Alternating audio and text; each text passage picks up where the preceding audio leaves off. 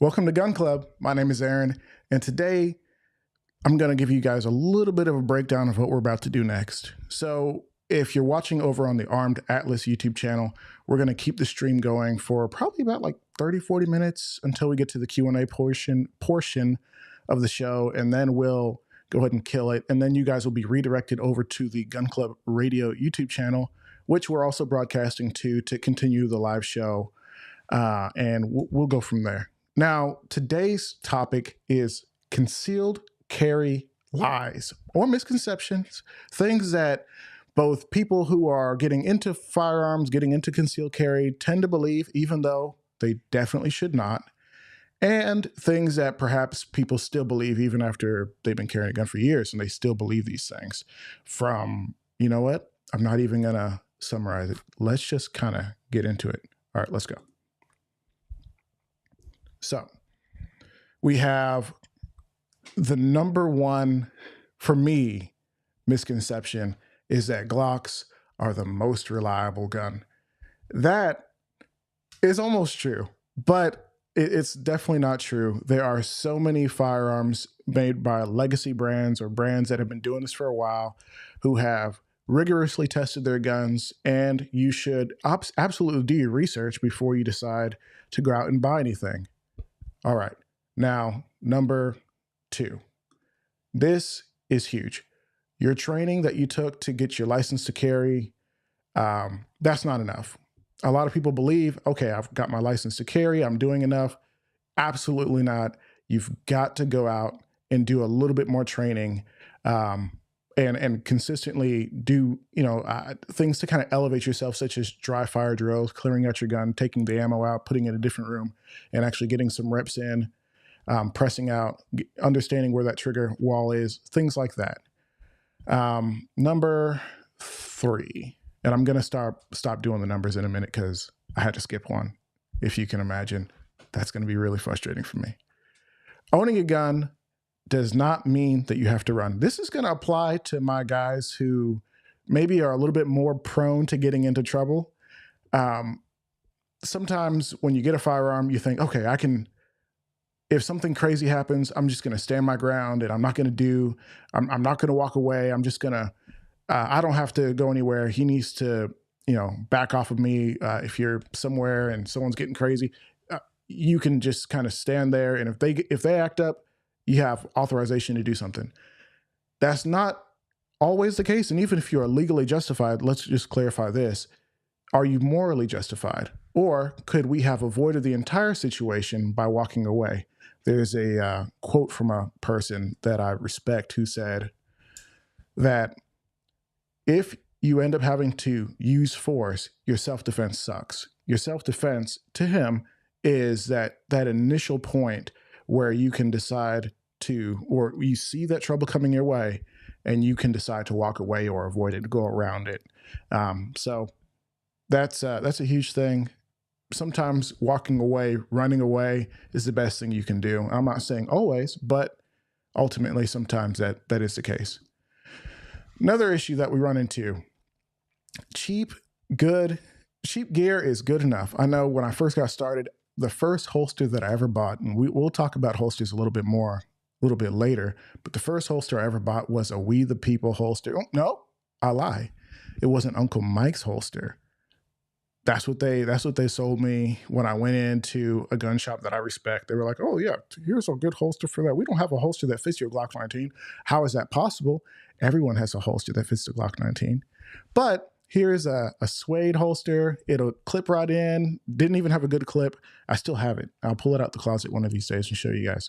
But ultimately, no retention. If you turn that holster upside down, just hold it, the gun's going to fall right out. And there's nothing to protect that trigger guard, so that trigger can be actuated basically at any time. Moral of the story, you don't want to cheap out on your gear. I'm not saying you have to buy the most expensive gear ever, but you want to find stuff that fits your criteria. What is the criteria for a good holster?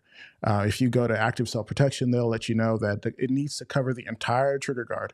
I've seen people in this last year have triggers that don't cover the entire trigger guard. In fact, the trigger is almost exposed, and that hurts my heart. So make sure that you're following your criteria. making sure that your gear is going to hold up, it's not going to break on you in the next year. And of course, if you can buy nice so you don't have to buy twice, that's a good thing too. But let's move on to the next thing.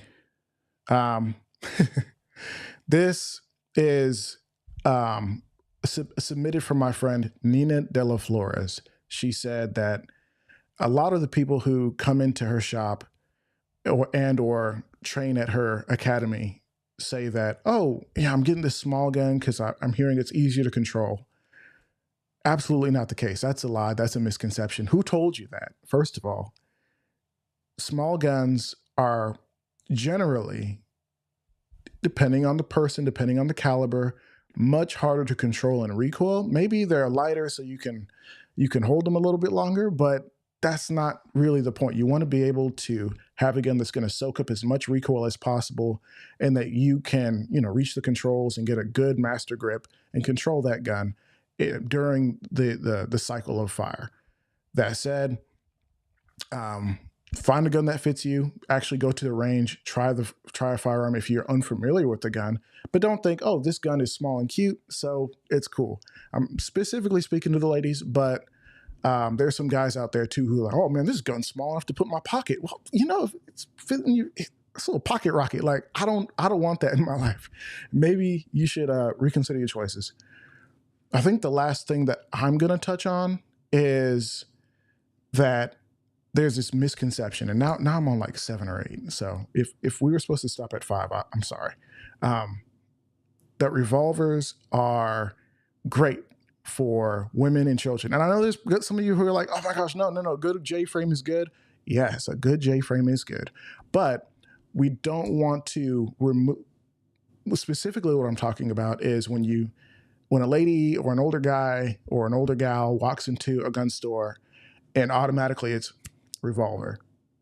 That's not always productive, especially if that person has any sort of firearms knowledge and or can easily obtain that knowledge, can go to a class, can actually learn how to work a semi-auto, such as a Glock or name a gun, right? So insulting people by saying revolvers are simple and there's nothing to them, all you got to do is point and click. That's not the standard that we want to call people to. I want to call people to way more. So let's make sure that we're not, first of all, as people in the gun space, let's make sure we're not kind of calling people stupid. But also, if you are interested in firearms, thinking about getting a gun, and you thought, hey, a revolver is pretty simple, maybe there's something better.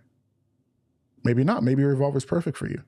But there's a few more things that I think we could talk about. But to round out the list, I'm going to ask my friends John and Sarah from Phlster to come on the show and share their thoughts on these lies and misconceptions that we face in the gun community. John, what's up, man? Good to see you. How you doing? What you got for me? Hey, Sarah.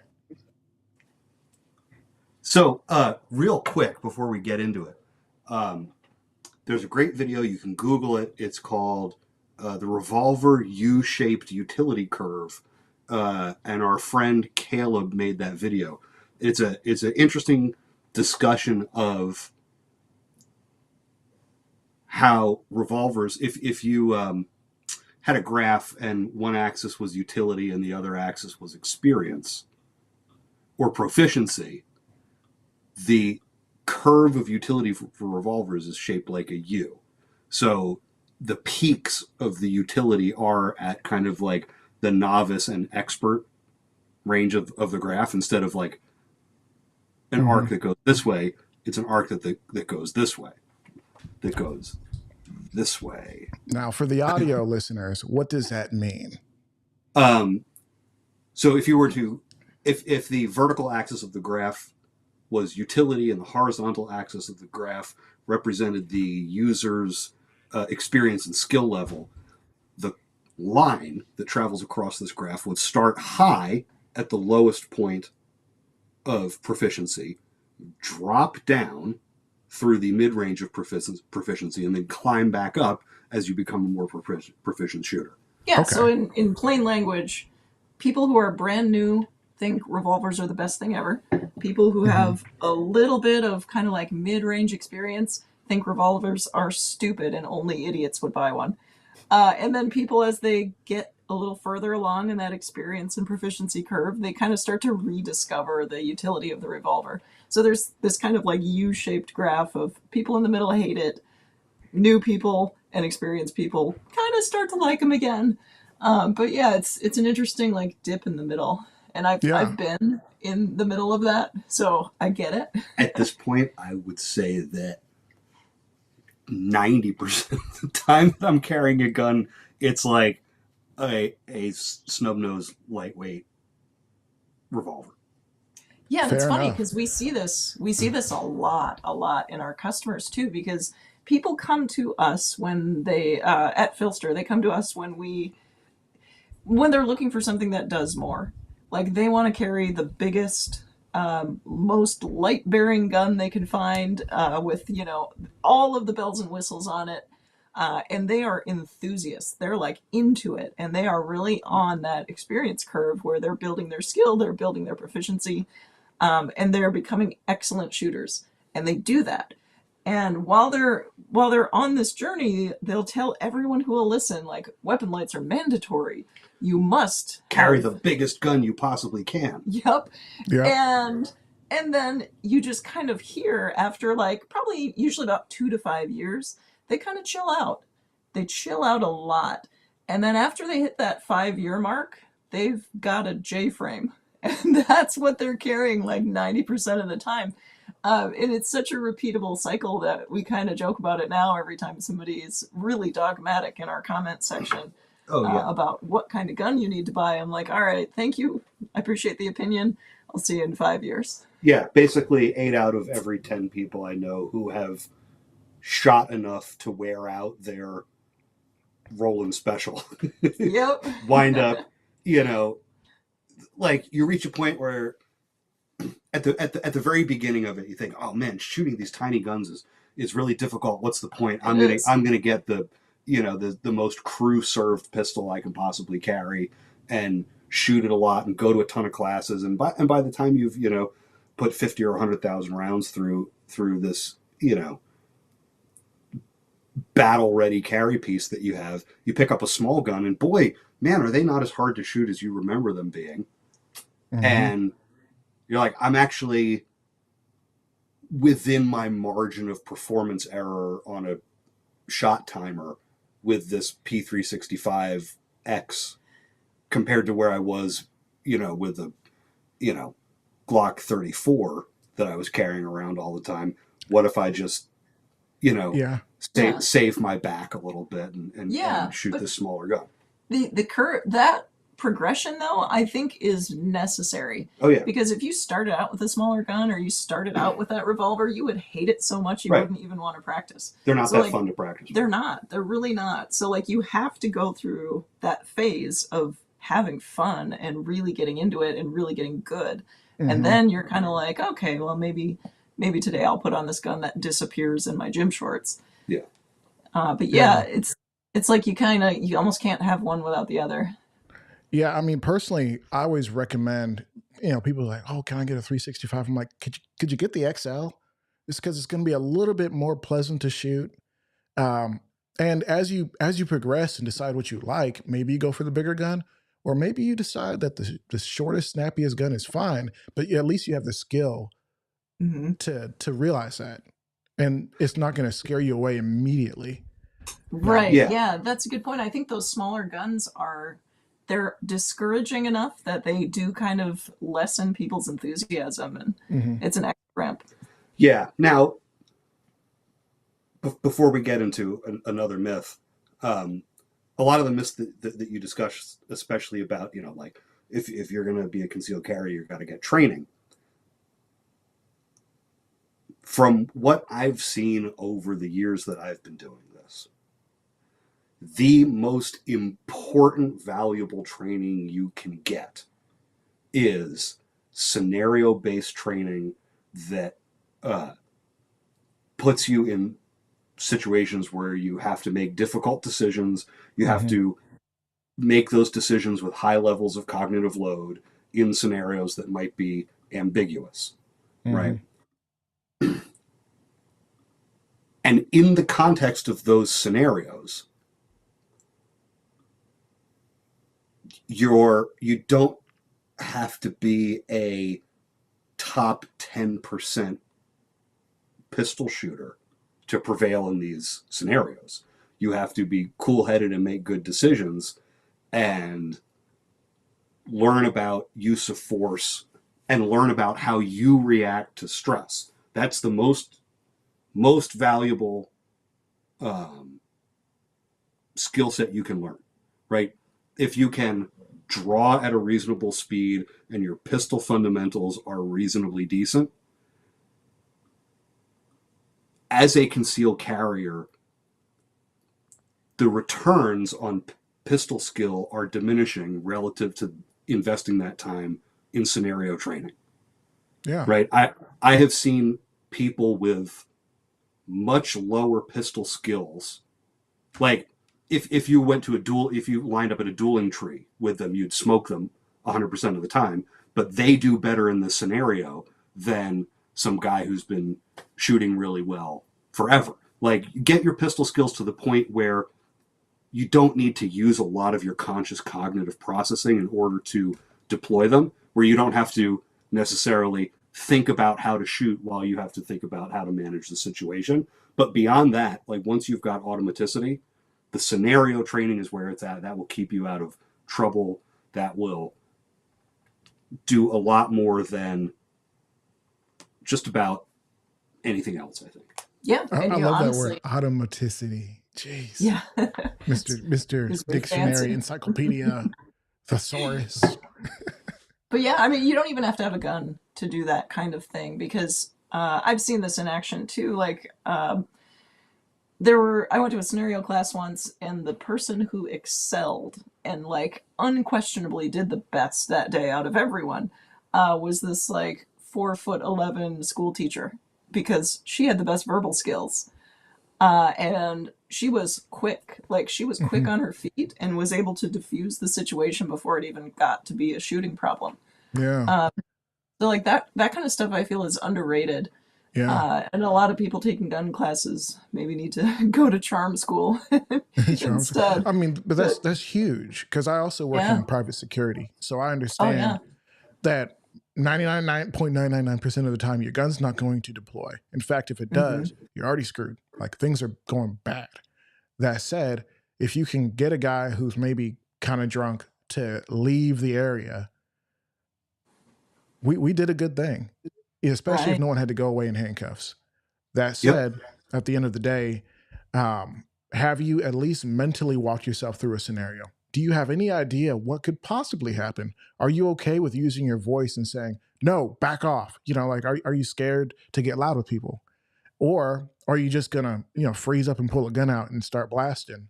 What's that meme? So anyways, I started blasting, right? And at that will, and put you in a box at the end of the day versus actually taking care of business and diffusing situations, or even, like what you said, de-escalating things so they don't get crazy. So we just got a comment that came through. Geek with the Gun said, best fights are the ones you avoid. And that's 100%. absolutely true. Yeah. Based on everything we've seen. That said, I did want to catch that last Oh yeah. point from you guys. What's that? What's the So concealed carry myth that you guys have seen? the biggest concealed carry myth from our perspective is that you're going to figure that the primary way to figure out how to concealed carry is going to involve trial and error, right? Everybody will say, oh, you got to get this, it works for me, or you got to try that, it worked for me, or this guy on YouTube says you got to buy this product because it works for him. You don't know what they mean when they say works. That could be anything. Like, whatever meets their minimum level of satisfaction with something is works. That has nothing to do with you. And second of all, that you have to just try stuff until you get it right. Like, well, I have to buy a shoulder holster, or I have to buy this holster because I don't know if, I don't know what's going to work for me. Okay, let's go back to pistol skills real quick. Pistol shooting is a system of fundamentals. And we have reached a point where if you showed me somebody's target, I don't even have to watch them shoot. If you showed me their target with all the hits on it, and you said they shot this, at X distance, in X amount of time, you can see their fundamentals in their hits, right? You can see if they've got a weak grip. You can see if they don't have recoil control. You can tell by the number of shots on that target at a given distance, within a given time, how they're applying their fundamentals, right?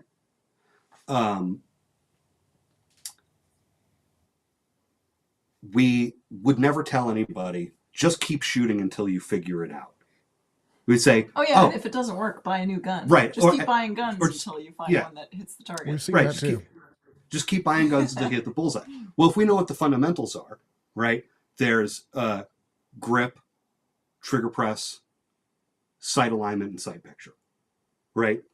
If you pick up a gun and the way it interacts with your hand is such that you cannot get a grip on it and reach the trigger in such a way that allows you to consistently apply the fundamentals,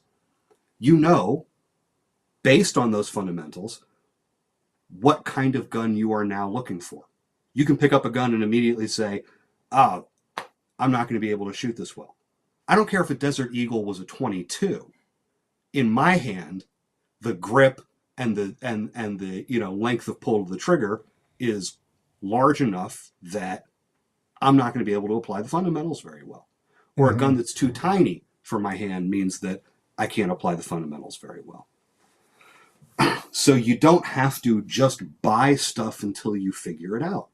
We have developed a system of fundamentals that applies to concealed carry that allows you to make good, accurate assessments about what you need from a holster and how to get it to do what you want without buying a whole bunch of stuff. I mean, I put up a video on our YouTube channel, was a couple months ago.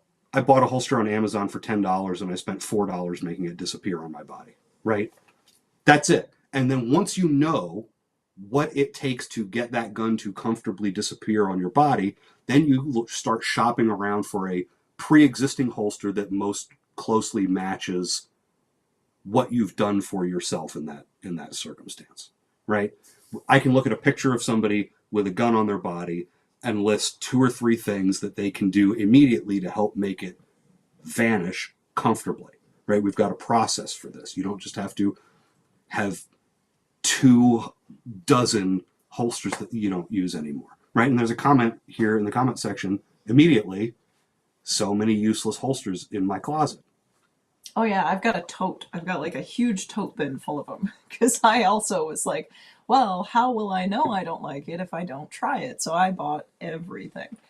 And I never carried that much because I couldn't find something that I felt was safe. And now looking back with the benefit of hindsight, I'm like, oh, okay, well now I've got this process for evaluating a safe holster and I can right away throw away 2/3 of that box. Like, this does not protect the trigger, this does not retain the gun, this does not allow me to safely reholster. And I would have been able to skip that whole expensive learning process. Yep. And that's my biggest issue with belly bands is, can you safely reholster, especially under stress? Mm-hmm. So yeah, once those fumbles start. Yeah, so we've all been there, and that's part of why we started kind of trying to make this a more concrete formula so that we could save people the trouble that we have gone through over the years. Yeah, so there's basically two buckets of information you need to know, right? One is the minimum criteria for a safe holster, right? I can buy a perfectly safe holster that is uncomfortable and doesn't conceal well, right? But it's not going to make the gun vulnerable to outside influence in such a way that causes an unsafe condition, right? But then from there, we need to know what the fundamentals of concealment are. So basic fundamentals of a minimum criteria for a safe holster is that it needs to retain the gun in the holster, retain the holster to the body, fully protect the trigger, and allow for reholstering, safe reholstering, right? Yep. That's it. Ideally with one hand, and that's the bare minimum. To be clear, it doesn't mean that it's good.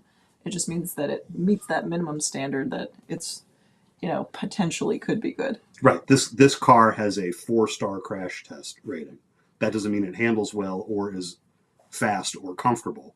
That just means the cabin doesn't get crushed when you hit the brick wall, which is important. So right. Yes, which is ideal. But can we walk and chew gum? Can we do both? Can we have both?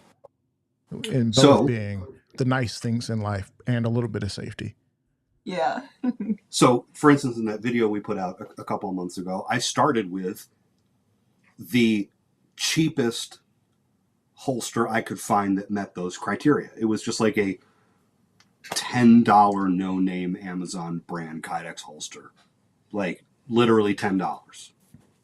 And I think prime. Yeah. I've spent like 20 times that on holsters. So. Yeah. Oh, yeah. It's easy to do. On one holster. But you can use something like that as a training holster in some ways, right? So what are the concealment fundamentals that we've got? Oh, is it my yeah. turn? Okay.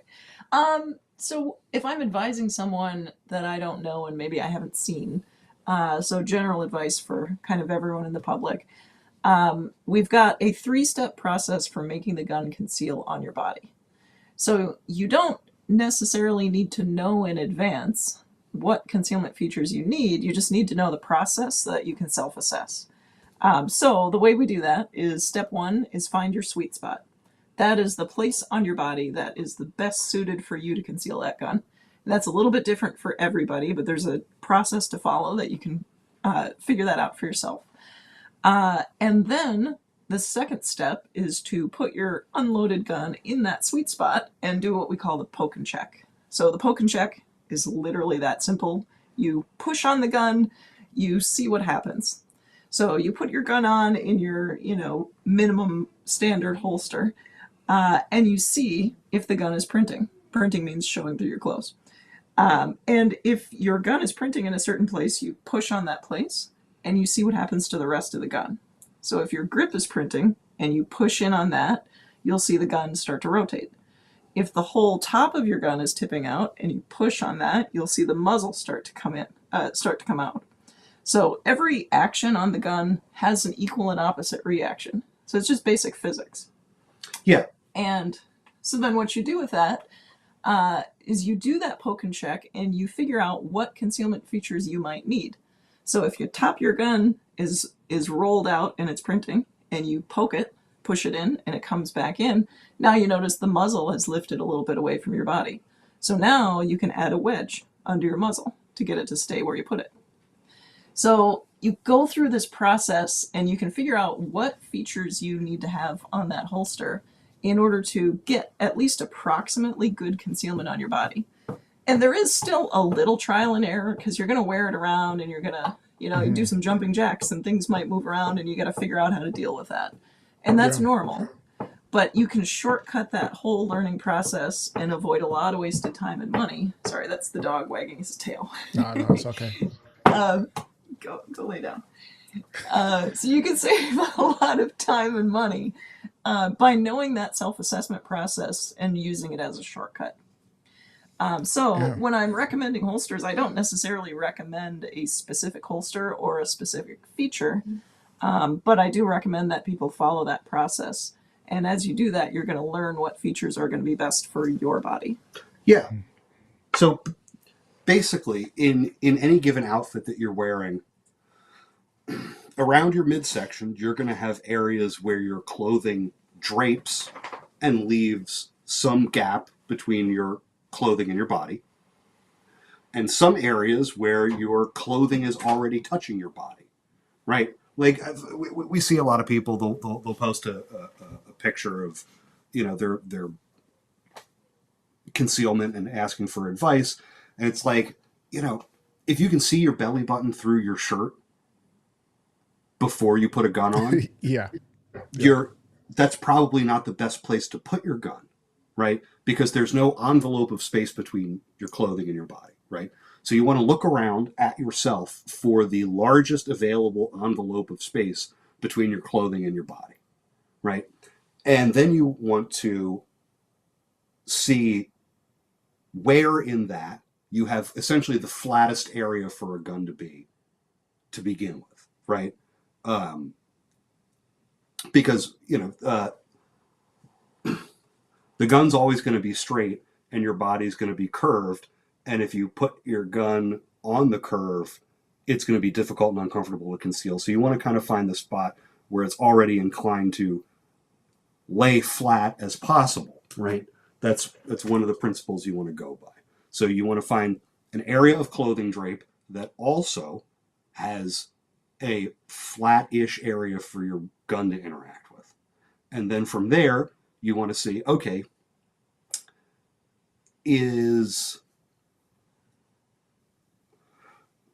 how do I need to modify the gun in order to cause it to really conform to the body and make the most out of the available envelope of space, right?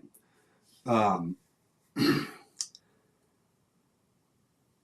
since your body has complex compound curves and the gun is flat, this process is going to be a lot like, you ever go out to like a restaurant, you sit down at the table, you put your elbow on the table, and then the table rocks. And you know that Hey, Memphis. the entire meal, you're going to be spilling your water because the other person across from you, they lean on the table and the table rocks. And then you so you grab a napkin and when you push down on the table, one of the legs comes up and you're going to want to shim something underneath there so the table doesn't wobble. Or maybe once you've gotten that, it's got a little wobble on the other axis and you got to shim it there too.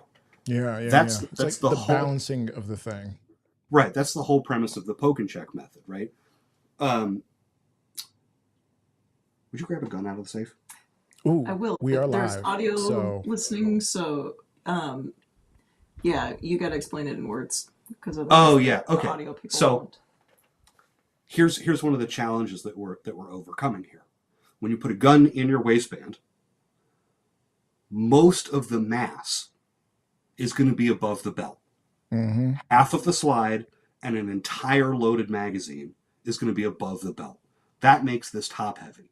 So that means that your body and the mass of the pistol are going to influence the gun to lean out away from the body, print through your clothing, and then the narrow end of the muzzle is going to poke you in the body. Not only does that set up a circumstance in which when you go to reholster, you kind of naturally have to point the gun at yourself, which is not great, right? Because the muzzle is oriented inward. But it's that muzzle is a very narrow pressure point on which a lot of force is focused over the course of the day. So that gets really uncomfortable. Creating that hot spot. Right. So one of the things that I wish I knew earlier was that the majority of comfort problems are also concealment adjacent, right? So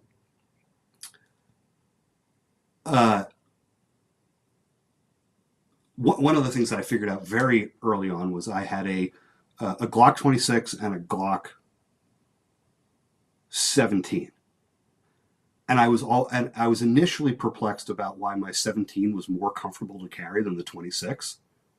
It's because it contacts more surface area of my body, and the muzzle is longer, right? The 26 is this stumpy little thing in which all the mass and the pressure is focused over a very narrow area of the body, so it wants to tip out more and whatnot. And one day I put when you explain it like that, I'm just like, whoa. Yeah. And one day I put my Glock 26 in my Glock 17 holster, and I'm like, not only does this conceal well, but it's also way more comfortable. What's going on here? Well, the extra length of the holster balances the gun below the belt line so it doesn't tip out as much, like the keel of a ship. And also the size of the holster takes up more surface area, so I've got fewer acute pressure points.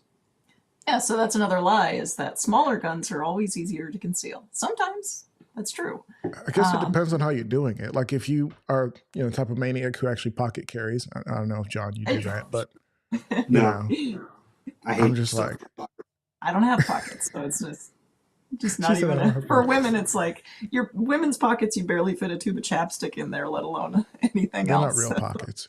they're But not. the idea It's that They're second-class pockets. the idea that, okay, so we're getting a smaller gun, it's going to be a little easier to conceal, this versus some big old Glock 17, which really the concealment challenge on that, I would say, is the grip kind of extending Yeah. outwards Yep. and creating a bit more of like this flag that's like flapping in the wind. Yep, exactly. The grip and the thickness. Though for most people, that's the main obstacle.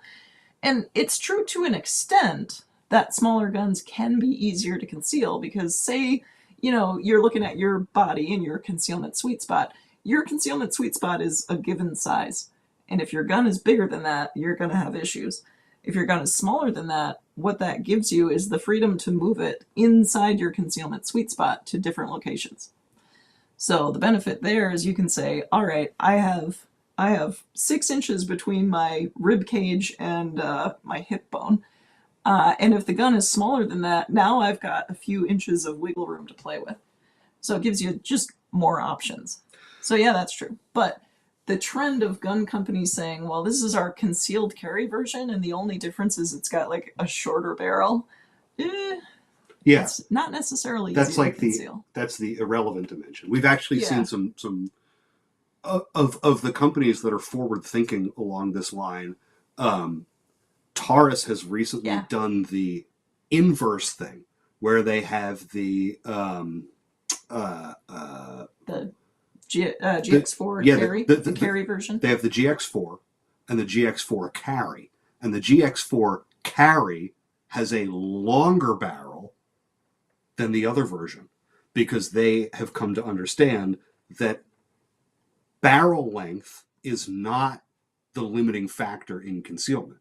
Grip length is the limiting factor in concealment, unless, of course, you're wearing tights or leggings, right? At which point, that does become an issue. But for most people in most slacks or pants, you can get away with a lot more muzzle length than you can get away with barrel length. Yep, and the only time that really hamstrings you is if, like we talked about, if the gun is right on the edge of what you can conceal in your sweet spot and that little extra barrel length pushes it out of your sweet spot, okay, then it's a problem.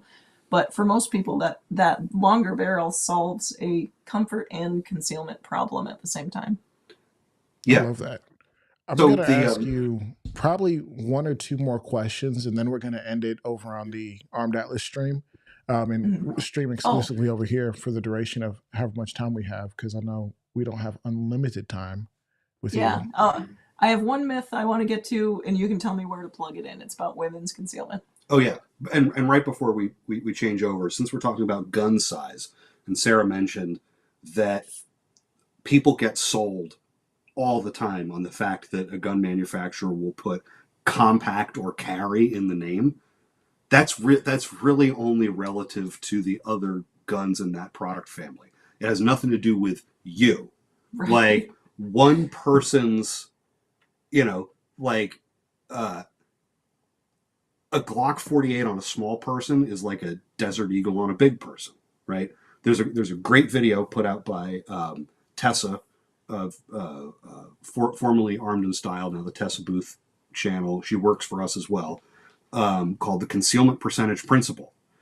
And we wouldn't buy shoes. Like, imagine if we didn't have shoe sizes, right? Yeah. And you had to guess. And you had to own 5 different pairs of shoes before you figured out what your shoe size was. No, you go in the video. Yes, you go in the concept. You go in the shoe store, you put your foot in the measurer, and they're like, okay, you're roughly this shoe size. And it might be different between Adidas and Nike a little bit, but it's not going to be wildly off. So you can actually, and this works particularly well for, appendix carry. The video describes how and where to measure yourself, and then gives you a range of expectations based on the size of gun that you're looking at. So you can like look up the dimensions and specs of any given pistol. It's really easy to look up on a website called Handgun Hero. And when it comes to concealed carry, you measure a particular part of your body, and then using the dimension of the gun, you assess what percentage of that area the gun occupies.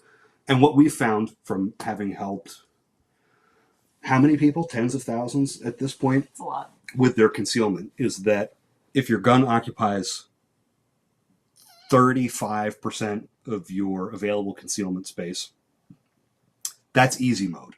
You don't necessarily have to change your manner of dress to accommodate that. 40 to 45%, you might need to start thinking about potentially dressing around the gun or making a number of significant adaptations to the holster in order to cause it to conceal and be comfortable. And once you're above 50%, you better really like that gun, because you will be living your life around accommodating the size and discomfort of that pistol. Yep. Right. That's like, for the enthusiasts in that high point of the enthusiast cycle. Right. Who are like, I'm going to do it. I'm going to carry the Glock 34 with the comp and the optic and the X300 and the magwell. And they make it work. Yeah. But it takes a lot of effort. Yep. It's the scale of effort, not the scale of what's possible. Right. Yeah. Dudes. First of all, I did want to address some of the people hopping in. Sarah's got secret admirers. Calm down, she's taken. And Jova Q, a faithful welcome man, is entering the chat. And of course, I want to say extra special thank you to the people who are listening on the podcast side. If you've made it this far, thank you. I definitely appreciate you guys tuning in. And of course, supporting the guys like at Phlster and the different people that we have. One thing that we do need to do is pay some bills around here. So with your permission, we need to take a quick ad break. Do I have your permission to take an ad break? Yeah, John, for sure. Let me do that. All right. Let's talk about Blue Chew. Yeah, because we all need that. No, just me. Oh okay. I took 3 before the podcast. Let's talk about Squarespace and Blue Chew. Dude. All right. Are you using nootropics and on it? Jeez. All right, I'm going to mute you. Give me 1 second. All right, guys. So if you are watching, listening, wherever you go, or wherever you are, today's sponsor is Aura. Aura is a service that I've been using for the last several months because probably 2, 3, 4, 5, 6, 7 times I've been a victim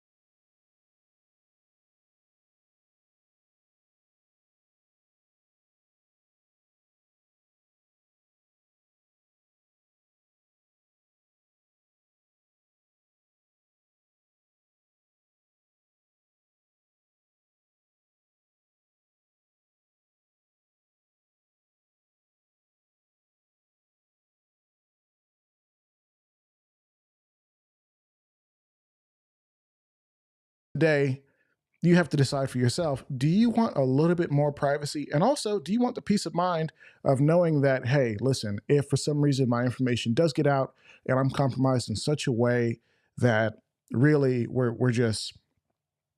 screwed, they have a $1 million policy for you to make sure that you're good. But you do have to be a member. You do have to sign up. There is a link in the description down below.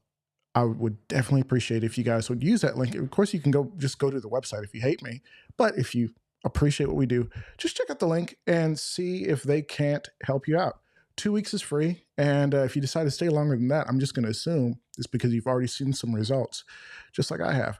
So let's go ahead and give them a big shout out. Thanks again to Aura for sponsoring what we do. And let's get back to it.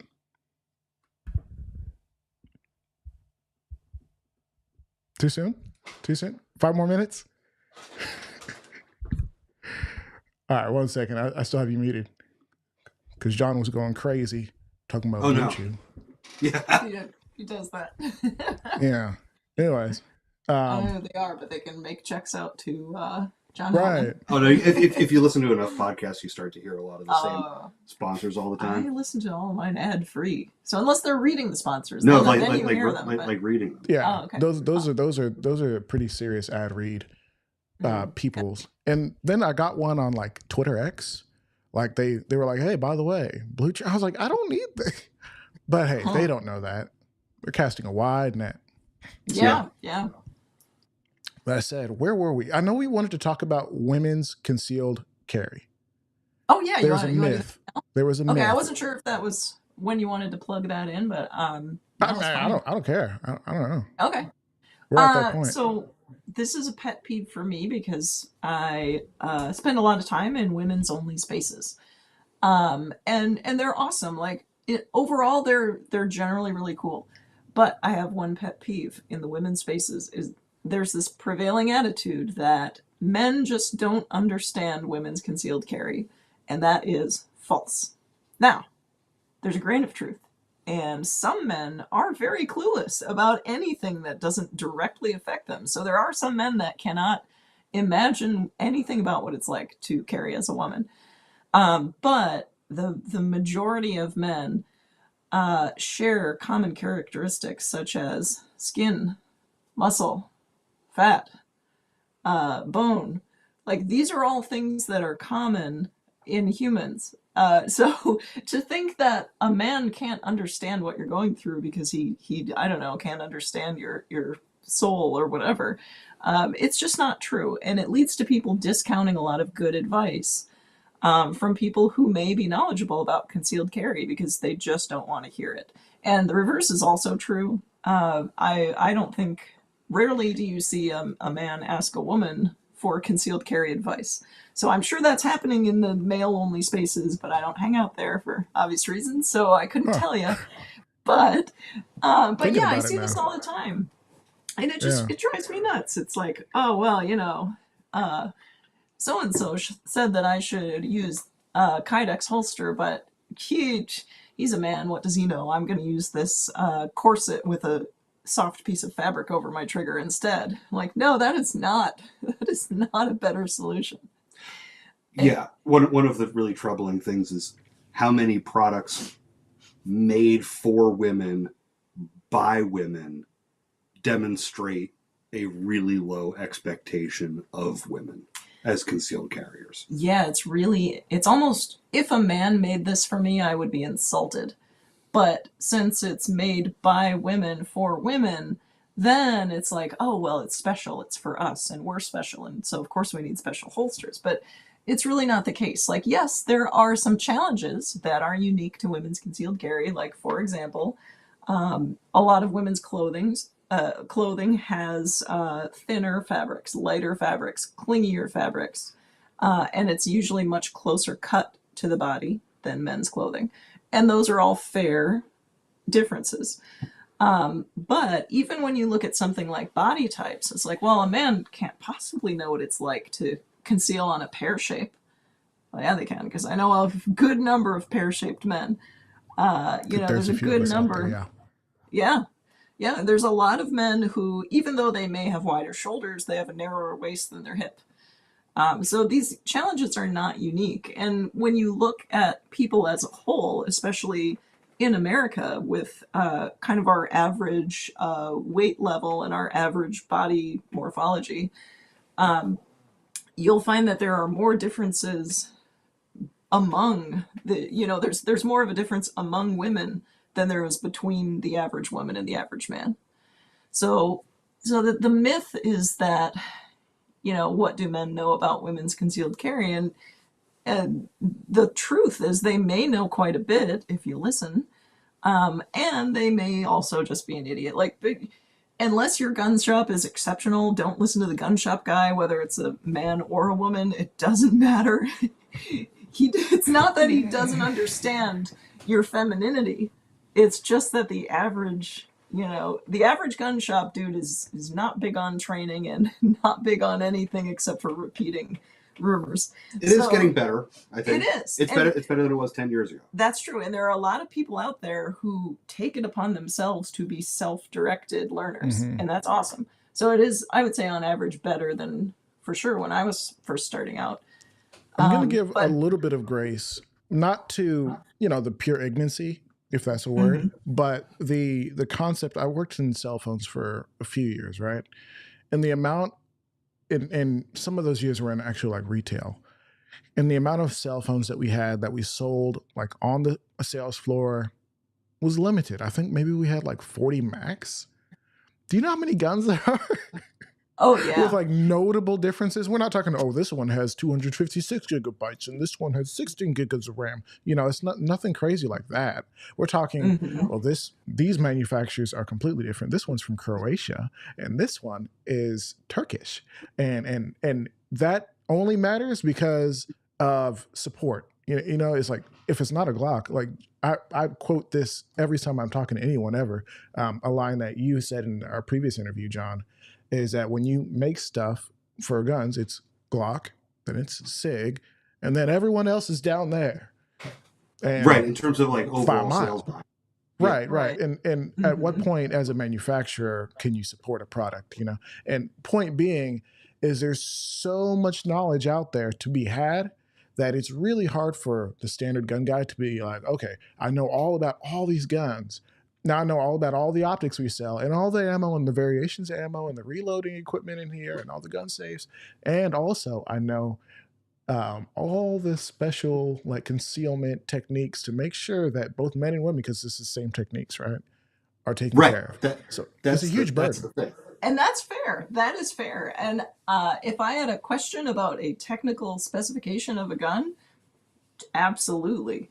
That is very fair, and I don't mean to pick on the gun shop employees I'll do it know there are a lot of, but I do want to give them a little bit of grace. But no, that's fair. I think that's fair. But yeah, it's really more the there are a lot of people with extreme willingness to step outside their lane, and sometimes they don't know where their lane is. And sometimes they do and they just don't care. So those are more the people that I would criticize rather than, the hardworking gun shop dude that can tell you every manufacturer of origin. And those are few and far between. So let's be clear. The amount of guys who are really taking it as their business to make sure they are informed, that it's hard to find those guys. Yeah, people still broadcast that as like a unique selling proposition of their business. Like, our staff is highly trained, and the dealers in the Phlster network are all exactly the way we wish gun shops were. They are forward thinking, interested in training, gathering knowledge, providing that knowledge. They are centers of their concealed carry community locally. They are doing it right. And that's also what makes them stand out. Still. That's still a standout thing. But I wanted to kind of like bring this full circle a little bit and say, based on what Sarah was talking about, you'll notice that when we described the fundamentals of concealed carry, we didn't say men do it this way and women do it this way. Like, we didn't break it down by, we didn't make like a gender distinction in the fundamentals of concealed carry, because there's not a gender distinction in the fundamentals of pistol shooting, right?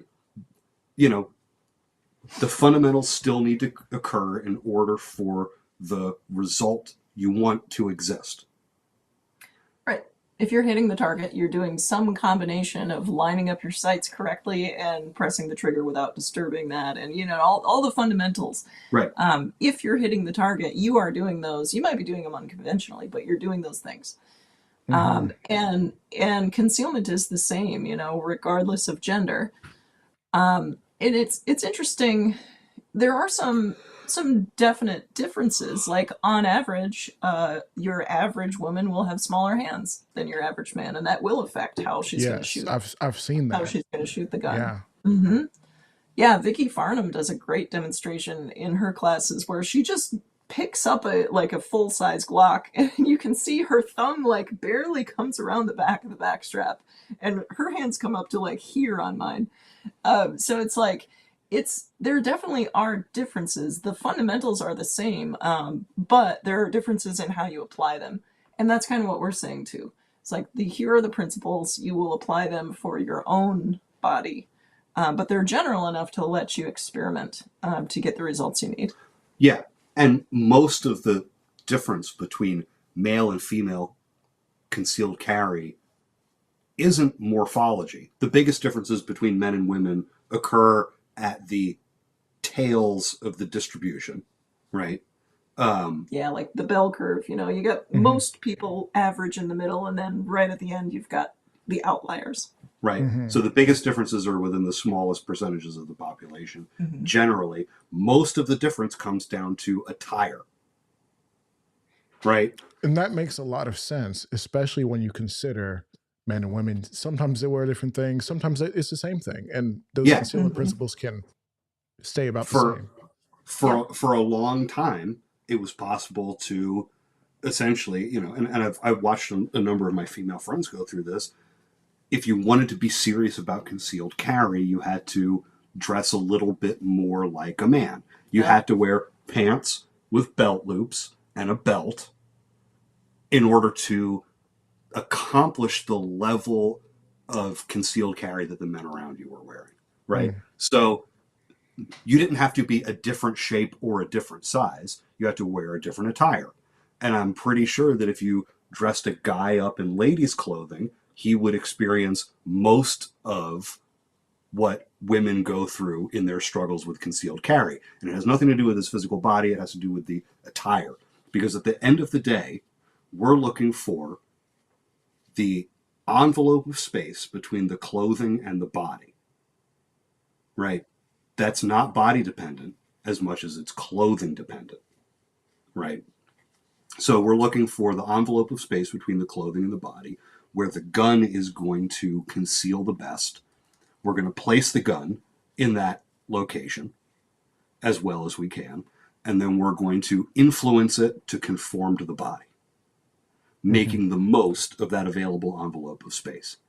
And if I do that in a skin tight shirt, I'm going to have the same challenge as any number of different shapes and sizes of women wearing an equally tight shirt. Yeah, It's that simple. Yeah, with body types too, there's a similar thing going on where it's more common for a man to have broader shoulders and a narrower waist, which gives him more clothing drape around the waist to work with as far as concealment goes, right? So that's a more common body shape. You don't see the inverted triangle body shape as often on a woman. And it's more common to see a woman that has very little clothing drape at the hip and has more a little higher up at the natural waist. But when you look at some of the most challenging body types, for example, women who have a lot of, it's called anterior pelvic tilt. It's something that happens when, it can be just the way you're born, but it happens a lot in people who sit a lot during the day and are not quite as active, and the pelvis starts to tilt forward. So if you can imagine just poking out your belly button, and then you put a gun on the front of your body, and you no longer have a lot of clothing drape at your waist there to work with. So that anterior pelvic tilt body shape on a woman is tough. Sometimes women have bust, where that drape from the bust can help camouflage it. Can I describe anterior pelvic tilt Yeah, real sure. quickly? Essentially, if you think of your pelvis as a box, the back of the box is tilted higher than the front. Right? Like you're lifting up the back of the pelvis and depressing down the front of it. So you get a little bit of like forward roll in the pelvis. Mm-hmm. Yeah, it Right. kind of makes your belly stick out a little further, and your back starts to kind of arch. Yeah, So I that think makes it. I feel like I've seen that in select humans. Many Mhm. women, unfortunately, I Yeah, guess, yeah, are and dealing with this. it's common in women too, just because of kind of the way our pelvises tend to be built. But it's a really common body type to pair that with a smaller bust, so you don't have clothing drape. And now you're looking down at yourself, and you're like, well, there's really no place to put this gun except for below the equator of the belly. So if you think of your belly like a globe, the equator is where the gravity starts to take effect, and your clothing will drape a little more below that. So then you start Yeah, putting that gun there, and you're like, okay, well, that actually works pretty well if you use the correct draw techniques. right. And you think well, that's a unique challenge, but that body type is the exact same body type that you get with often like a thinner male with a little bit of anterior pelvic tilt. It's the same exact challenge. Yeah. If your belt, if looking at your if you were to look at yourself from the side view, if your belt is a lot higher in the back than it is in the front, you've got anterior pelvic tilt. That's fascinating and also a little disturbing. It's like, man, like there's these things that can give you slight advantages, but also things that can really kind of make your day tougher if you want to conceal. And if you have a sedentary desk job in which you develop anterior pelvic tilt, not as a result of your innate anatomy, but as the result of your circumstances, Romanian deadlifts can help fix your anterior pelvic tilt. Yes, you can fix it. You feel much better, I can So a tell you. little bit of gym goes a long way. And your Yes. backache goes away too. Yes, I've fixed a lot of that with a little bit of deadlifting. So But yeah, I did want to, because I know you only have so much And we time got to to be out in a spend. couple minutes. Yeah, but like the last thing I wanted to ask you guys about is the thing that went viral recently. oh yeah, Yeah, let me put that on the screen. We have, I guess you guys know this young lady, but has been going around the internet as the cutie patootie, the woman who looks like she was born to be a kindergarten teacher. Do you got what the heck happened with that? Because it's been everywhere. No idea. I don't We have know. no idea, but all of a sudden we it woke just up and like it's 5 people have texted everywhere. me to And us. she's rocking Yeah, your and- gear, like the Oh, Phlster yeah, Enigma, she's- the thing that you guys created, or She's been a long time customer. She's great. She's great. She's been like, she looks so sweet and innocent, and then she's just like blam.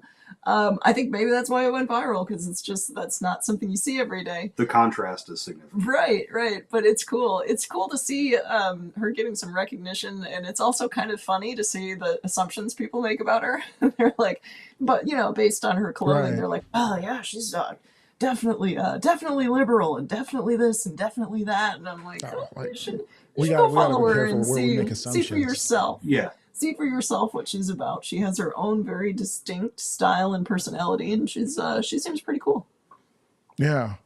Well, I do. But that has wanna blown up, respect you guys. and now we can say that we outrank every other holster company on cutie patootie as a search term. Dude, No, it's she's incredible. And so I actually invited her to come do a show with us in the next few days. So hopefully that comes out. But That's I'm cool. We'll absolutely watch it. thrilled that you guys spent so much time with us, kind of going over some of the deep secrets and exposing Hey, some of the she's secrets here. and lies. Hey, Hey. she just popped up in the comments. Oh my Small world. gosh. There she is.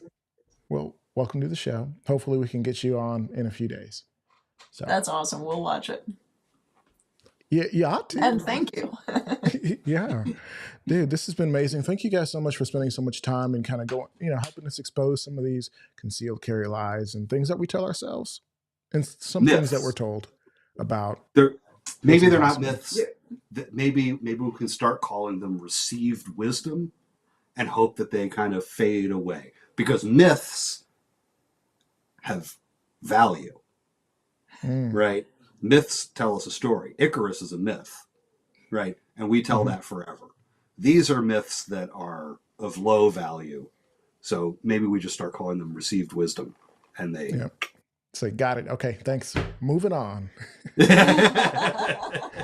Man, guys, it's been really fun. Thank you guys so much once again. And Thank you. obviously, I pulled up the Phlster website. Hopefully, people can go check out what you've got.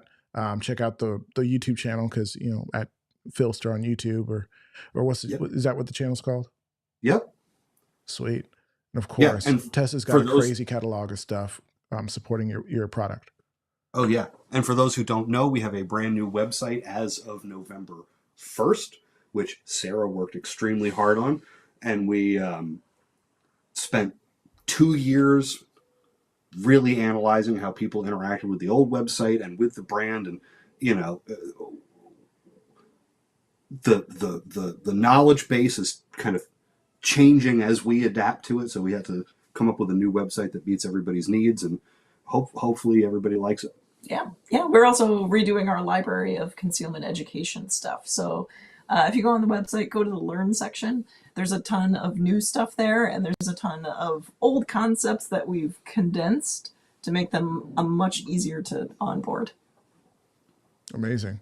Thank you guys so much. Is there anything that you guys definitely needed to share, or did we get everything? No, I think. No, we got everything. We've got cool stuff coming up in the next couple months, but we'll make a big deal about that once we've got a launch date. Yep. All right. Well, I'm gonna definitely need to know when because I'm still upset that y'all don't have the TLR7A HL for the floodlight. That hurts my heart. Yeah, we'll get there. We'll get there. Yeah. Yeah. There's a few things I want, but we'll get there. I'll wait. I'll be patient. Appreciate it. All right, guys. Thank you so much. Peace. Thanks for having us. Appreciate it.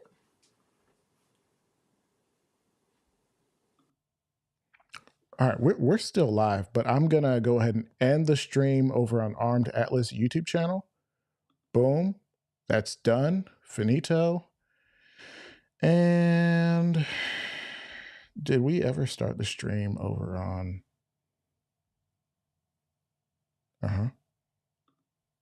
No. Don't. That's sad. Okay, I guess that stream never started, which makes me sad. Okay.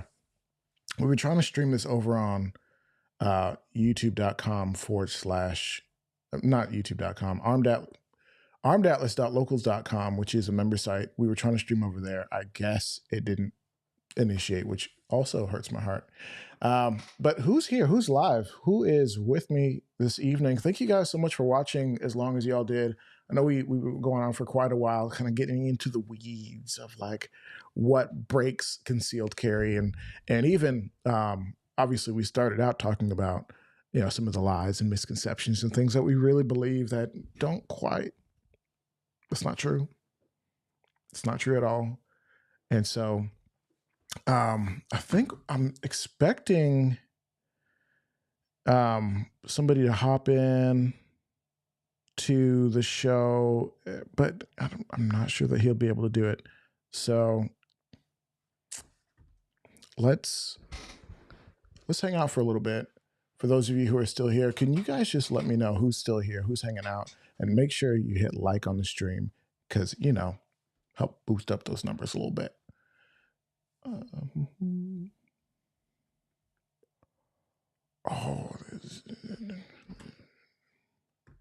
Hey. Geek with the Glock said, yo. Jova Q said, here. I knew you were here. Like, I knew you were here. If no one else is going to be here, you'll be here, and I appreciate that. That means a lot to me.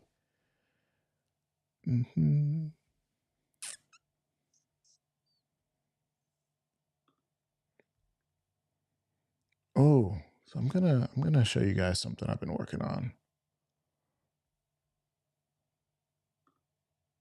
I shouldn't show you guys that. I will. I think I will. So there was a conversation that I had with a dude, call him Rock with the Glock. And he was telling me about his self-defense incident. He had a self-defense incident and it was pretty serious. I'm not going to play the entire thing, but I'm going to play it from like the middle or so. And let me see if I can't play it for you guys. Let me see if I can't screen share that.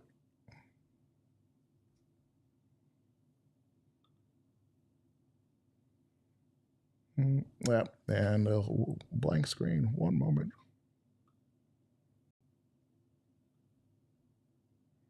All right. So this is a conversation I had with my guy Rakeem. I'm gonna play a few moments of this. See, I haven't released it yet for reasons, but I kind of want to make it a little bit more. I want to polish it a little bit more. Let's see how it goes. Like, oh, I gotta save this, get it, and that's how we end up playing tug of war over it. Okay. So you're in a peaceful situation. Suddenly your sister's being attacked.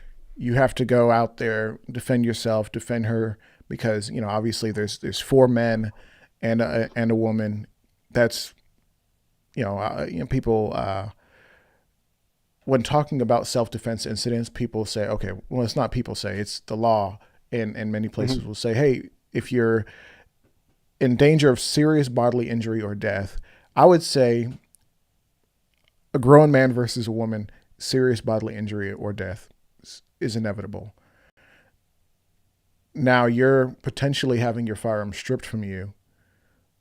What happens after that? So all right. So that's pretty much where the tug of war happened at. Yeah. It's me trying to secure it, him reaching for where it's at. Turn it to the gun. Now there's a scramble for the gun. Yeah. Now he had me on my back, but he actually had my left arm locked. So I only had one hand, and that was just to protect this gun. Now at the time of that, it's a lot of other things going on I didn't know or see at the time, which, in the best way to put it, a lot of this was caught on video. A spot that I skipped over is that let's get back into me protecting my sister. The reason I had to protect my sister was she was actually physically struck by the male individual. So, but yeah, it was just me just trying to secure my firearm. His hand starting to reach for it, and then it's just me trying to, with one hand, trying to figure out how I'm gonna get myself out of this situation. I can't get off the ground now. It's like, okay, I'm thinking about the friends. I'm like, I'm about to start getting my teeth kicked in. Everybody get this gun. It's about to get really bad. So it led to me just having to make a decision. And the best way I could put it to you is this. I never wanted to fire my gun to actually hurt the individual, so I honestly fired a warning shot in the air first. Okay. Which is not a good idea in any case. Yeah. Right. Well, right. So almost 100% of people will say like, hey, don't do a warning shot, because in many places it's actually illegal. Was there any legal jeopardy that you were in your city, your state, or did that not come into play during the trial? That did not come into play. The only way I would say it came into play is it played more of a part on my end, because it kind of showed, like, with the jury, that I really did not want to use my firearm. I intended not to use it, but it turned into that we still having to scramble, and it turned to I had to make a decision at that time. Okay. So let's recap one more time. So your sister's attacked. She's struck. There's 4 men and an additional woman. You have to come to the defense of your sister, in defense of a third party, family member, etc. You're put in a bad situation, as there's 4 of them, 1 of you. You're on the ground, your gun's exposed. It appears the individual's coming to take the gun from you. Now you have to defend your firearm, because what's going to happen after that, right? You have no idea. And the obvious next steps is a serious bodily injury and death. Like, that's just is what it is. You fire a warning shot. Yeah. What happens Look after back that? at that now. So after the warning shot, let's just say after the warning shot, it was like no. It's like he just felt in more of a sense of urgency to seem like he wanted to get it from me. Right. There was So no we're turning and running. It was like, okay, now I got to go no, for no, it. no, no. It was like more of a fight to really. I had to really pull the gun away from him to even land around to him to get myself off that ground. Say that again.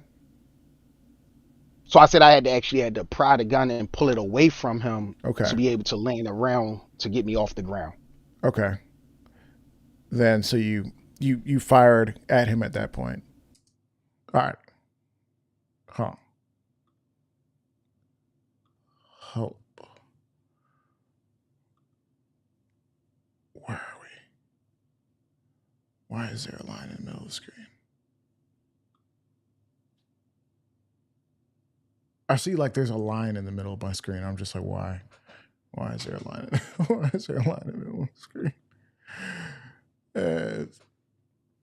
Anyways, so guys, that was a preview of a conversation that I had with my guy Rakeem, or as he's known on Instagram and social media, Rock with the Glock. And I want to take that conversation and chop it up a little bit more to kind of make it a little bit more concise, because I feel like it meander at certain points, and I feel like we could do a really good job if we like really kind of squeeze it. That said, I just need to reset this screen because it was doing something weird.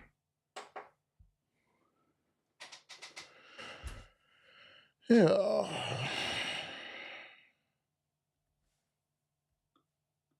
I think that's better. No. Worse. Significantly worse.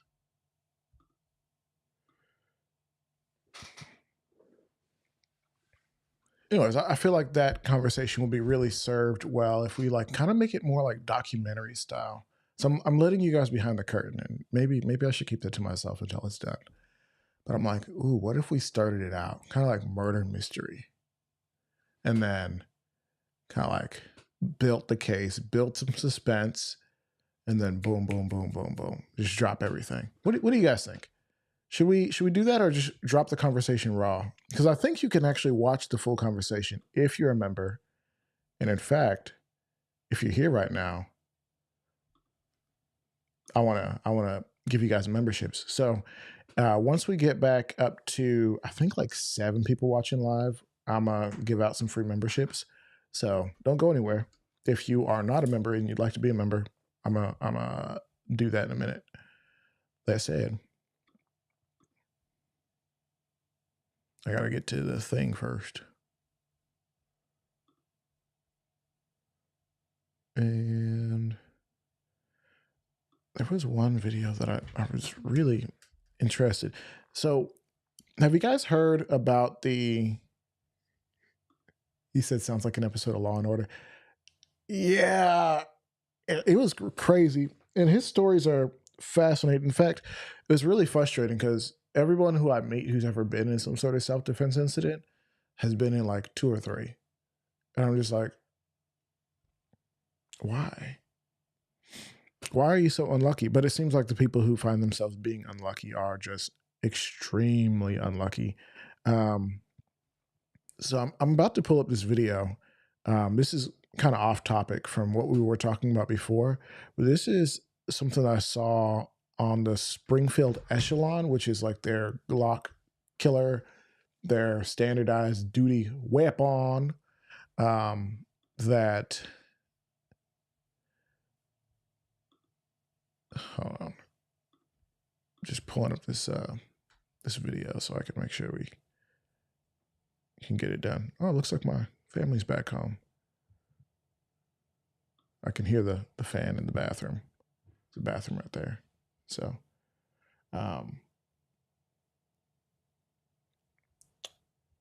6. You guys can make sure to. Oh, we're at 7. So what I'm gonna do right now is I'm gonna do. Hold on. I'm gonna switch this over so I can give out 5 free memberships. So if you guys wanted to go watch that, I think it's up. You'd be able to.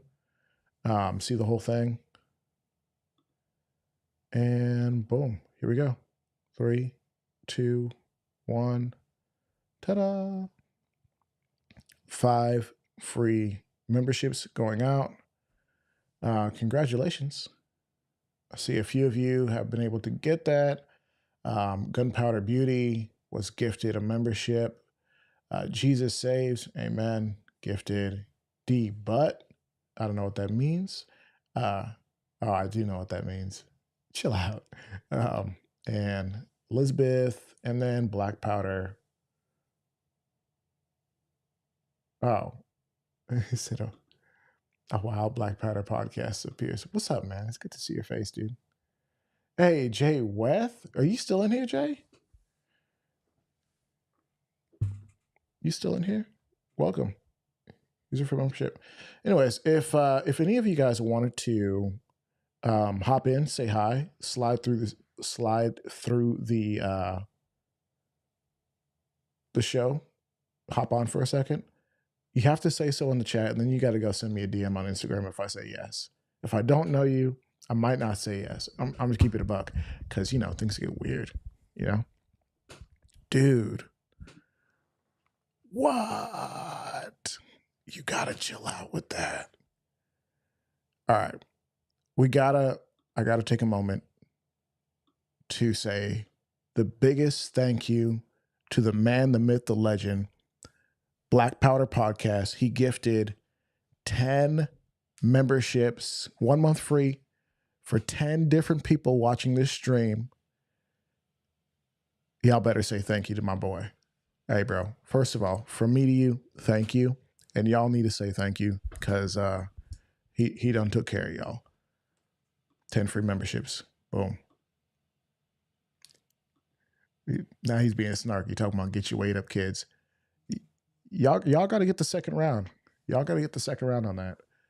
Make sure people can go watch the members only content and whatnot. When I say members only, it makes it sound like we doing something crazy. Yo, Black Powder Podcast doing all this stuff. Appreciate you, big dog. Anyways, that threw me all the way off.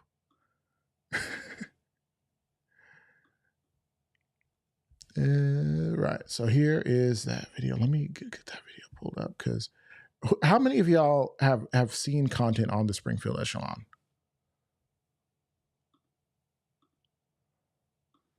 Because, and that's maybe not a good question because everyone's seen content on the Springfield Echelon. It's like one of the hotter guns of last year.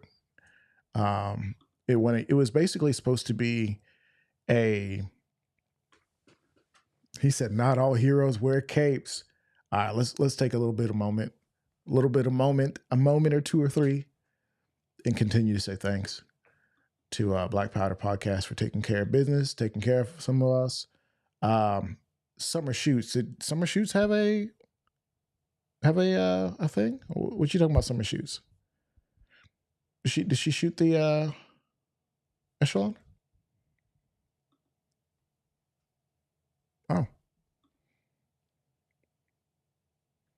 Cali Cool Guns was gifted a membership by Black Powder Podcast. We thank you for your service.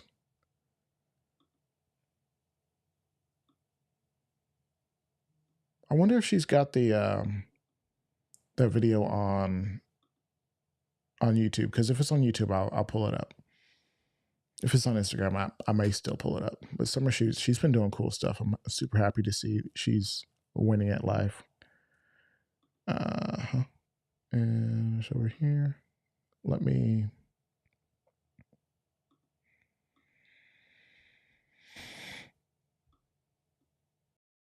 Issue for the new Springfield Echelon.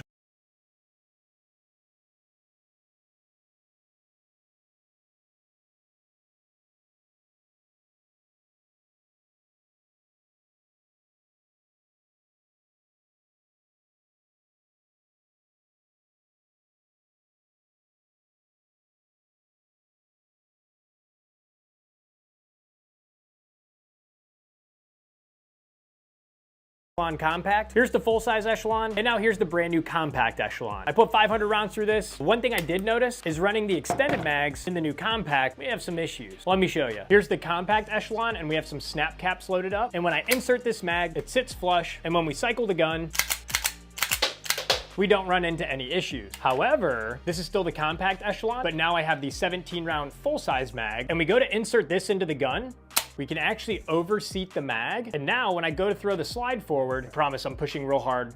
Well, it clicked, but it did not go forward. We give it a little push, still won't go forward. The only way to get this slide to go forward is to pull the mag back down, so that way it reseats in the right spot. So now we have a round in the chamber. Well, let's say we did a tactical reload. So we grabbed the new 17 round mag and we go to insert it. I did normal force there, but it did overseat again. And now when I go to pull the trigger, this should have about a 5.5 pound trigger pull. But right now I'm pulling, come on, like, okay, that was like a 15 pound trigger pull to get that to go because the mag needed to reseat down and then the trigger works. What's happening here is we have our extractor bar right there in the rear, and when I over insert the mag, so I'm gonna push it up, you can now see it gets caught on that metal ear of the magazine. I know one thing's for sure, Glocks don't have this issue with the extended mags. So is this a minor issue or is this a major issue?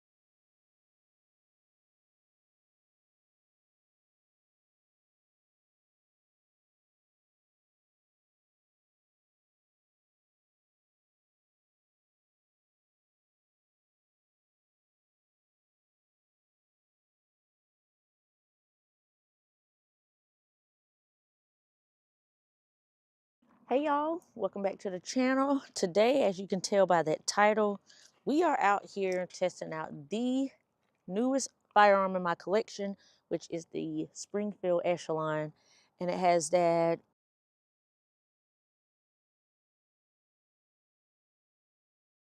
X300 Ultra and the Holosun 47 CX2 on there. If you haven't watched the unboxing of this, make sure you go check that out so you can understand what came with it and why I got it. So right now, I'm going to make sure my dot is sighted in first. We're going to do that part first. And then we've got 6 mags for a total of like 176 rounds for today. But I did bring an extra like 24 or whatever so I can get that 200 rounds in for this today. So we'll see how that goes. But I'm super excited about shooting this. Y'all know how I feel about the Echelon when I shot it at my range that day. Y'all, this This is, and it could have like a good break-in period or something, but for me, I might leave today with it. So I'm hoping that mine will shoot just as good, have no issues, and it'll be just what I thought it was gonna be. So first thing we're gonna do is make sure my dot is sighted in. I'm at about 10 yards, and I do have my paper target in front of me. And we're gonna see if it's on. I did take this red dot from another gun that I had, and we're gonna see if it is on.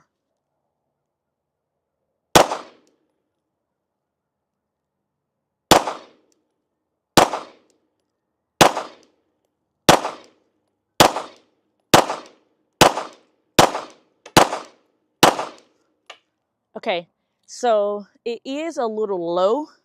I'll take y'all to see that.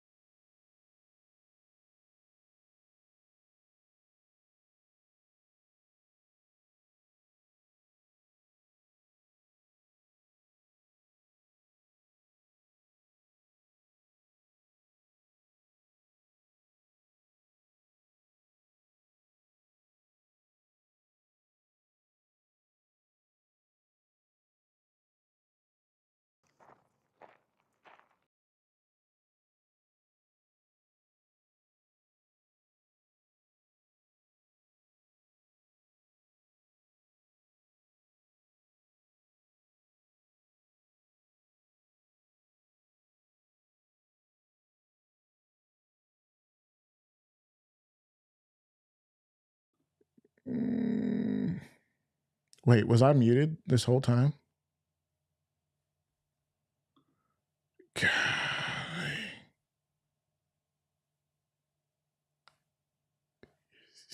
This pissed me off. All right, I'm not sure exactly what happened there. I think when I switched to, okay, I get it now. I get it.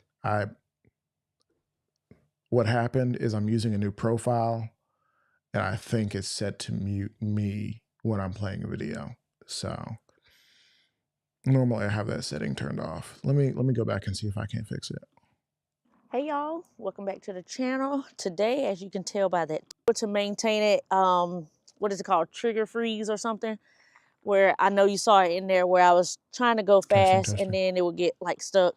But that's something I have to work on. But it's still a good shoot. Like I told y'all in my video when I was reviewing this gun fits like, it's one of the ones in my collection that fits absolutely like perfect in my hand. Like good size. I don't have big hands at all. I kind of have like average size women hands, but this fits really good for me to shoot and put on target. So I have the I couldn't get all of them. All right, let's get to the conclusion. What's she saying about this gun? Is it good or not? On target, like recoil management, I don't know, like just being able to stay on target. Like I'm trying to tell y'all, this thing about to be, it's about to be that. I'm for sure. And this is my preference. Like I keep telling y'all, why would you go with the Springfield Echelon? Because I want to. And I By the way, thanks, guys. I appreciate y'all for letting me know that y'all couldn't hear me.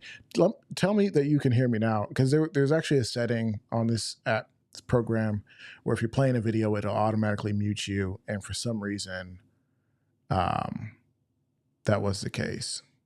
Ugh, that's not good. Ooh. Mm. Mm.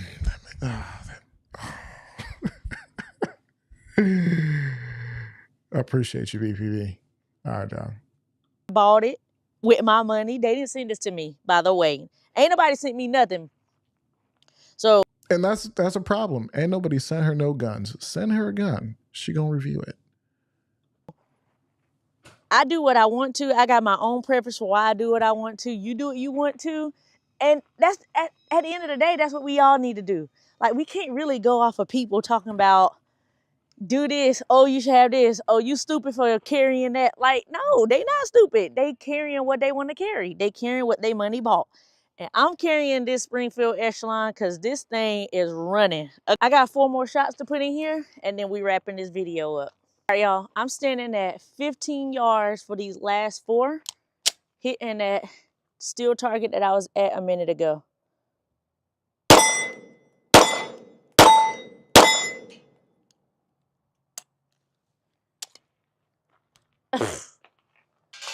Say what you want to say. The Springfield Echelon is that gun. If you ain't seen that video, make sure y'all go check that video out about the Springfield Echelon being that gun. My first time shooting it, because I rented it at my gun range, and just from shooting it, I was like, I gotta have this gun in my collection. And I got it. So, I gotta go get some more ammo because I'm about to run this thing. All right, y'all, until next time, stay armed, stay safe, and stay vigilant. Peace. Hey, y'all, welcome back to the channel.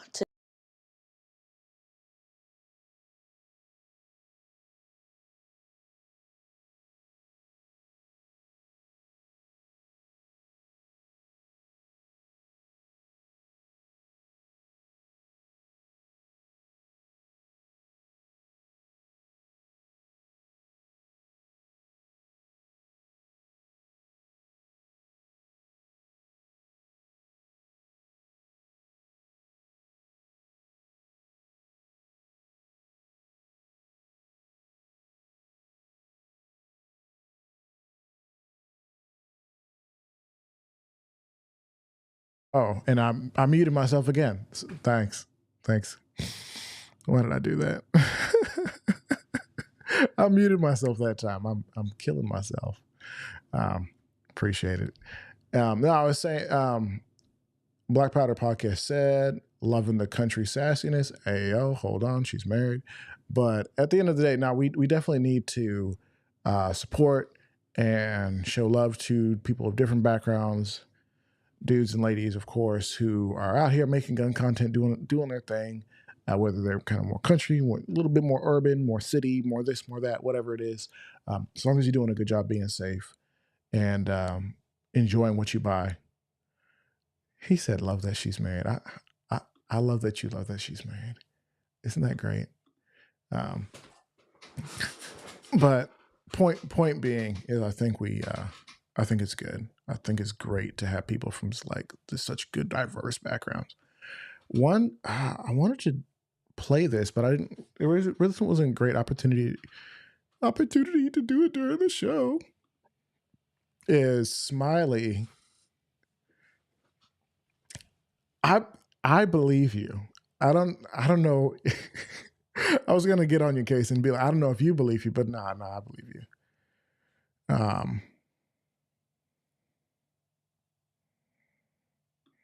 Yeah, you know what? That makes sense. That there's a lot of gun content being used to push narratives. But it's good to have people from different backgrounds, people who are married, people who are single, and not just like the stereotype, you know? Like there's the stereotype. But getting back to what I was saying is Devin, aka Smiley from Parallel Defense. We should go check out his channel in a minute. But he actually sent in a misconception, a concealed carry lie. Hey, he said, thanks for the gift, fam. First gift for the holidays. Yes, sir. Enjoy. Enjoy. But Jay, if you I don't know if you're tied up, but I'd love to chat with you. You should send me a DM and I'll send you an invite and you can come talk. Or if you're tied up, if you're about to go to bed, that's fine too. You just enjoy your life on that side. And we do need to get you in here though, because I like your the show that you be doing, and I think we should talk about it. But you got to hit me up on Instagram. In fact, hit me up right now. You don't have to hop in, but I do want to make sure we get a conversation going ASAP. But while I'm waiting to hear back from Jay, let me play this audio that I got from our guy. Let me see if it plays at the right volume.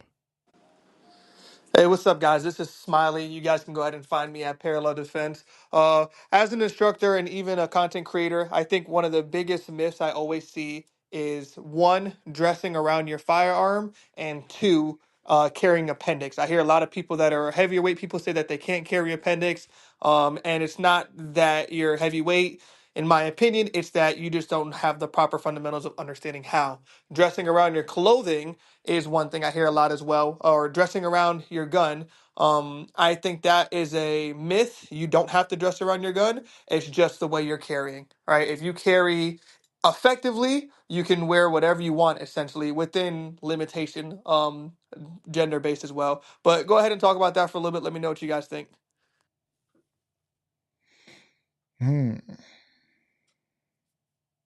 Dressing around the gun, because we talked about that a little bit with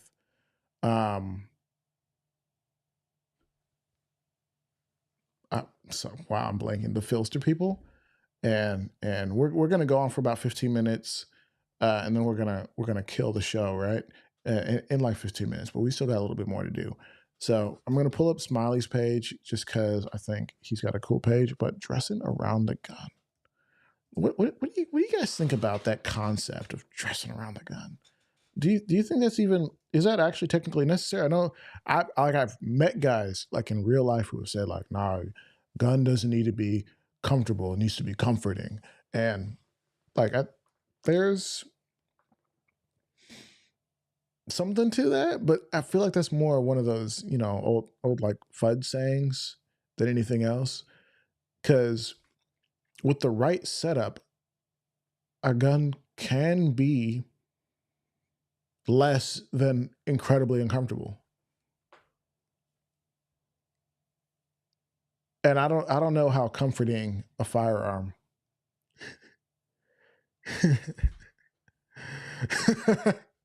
Sorry. Does that sound like it's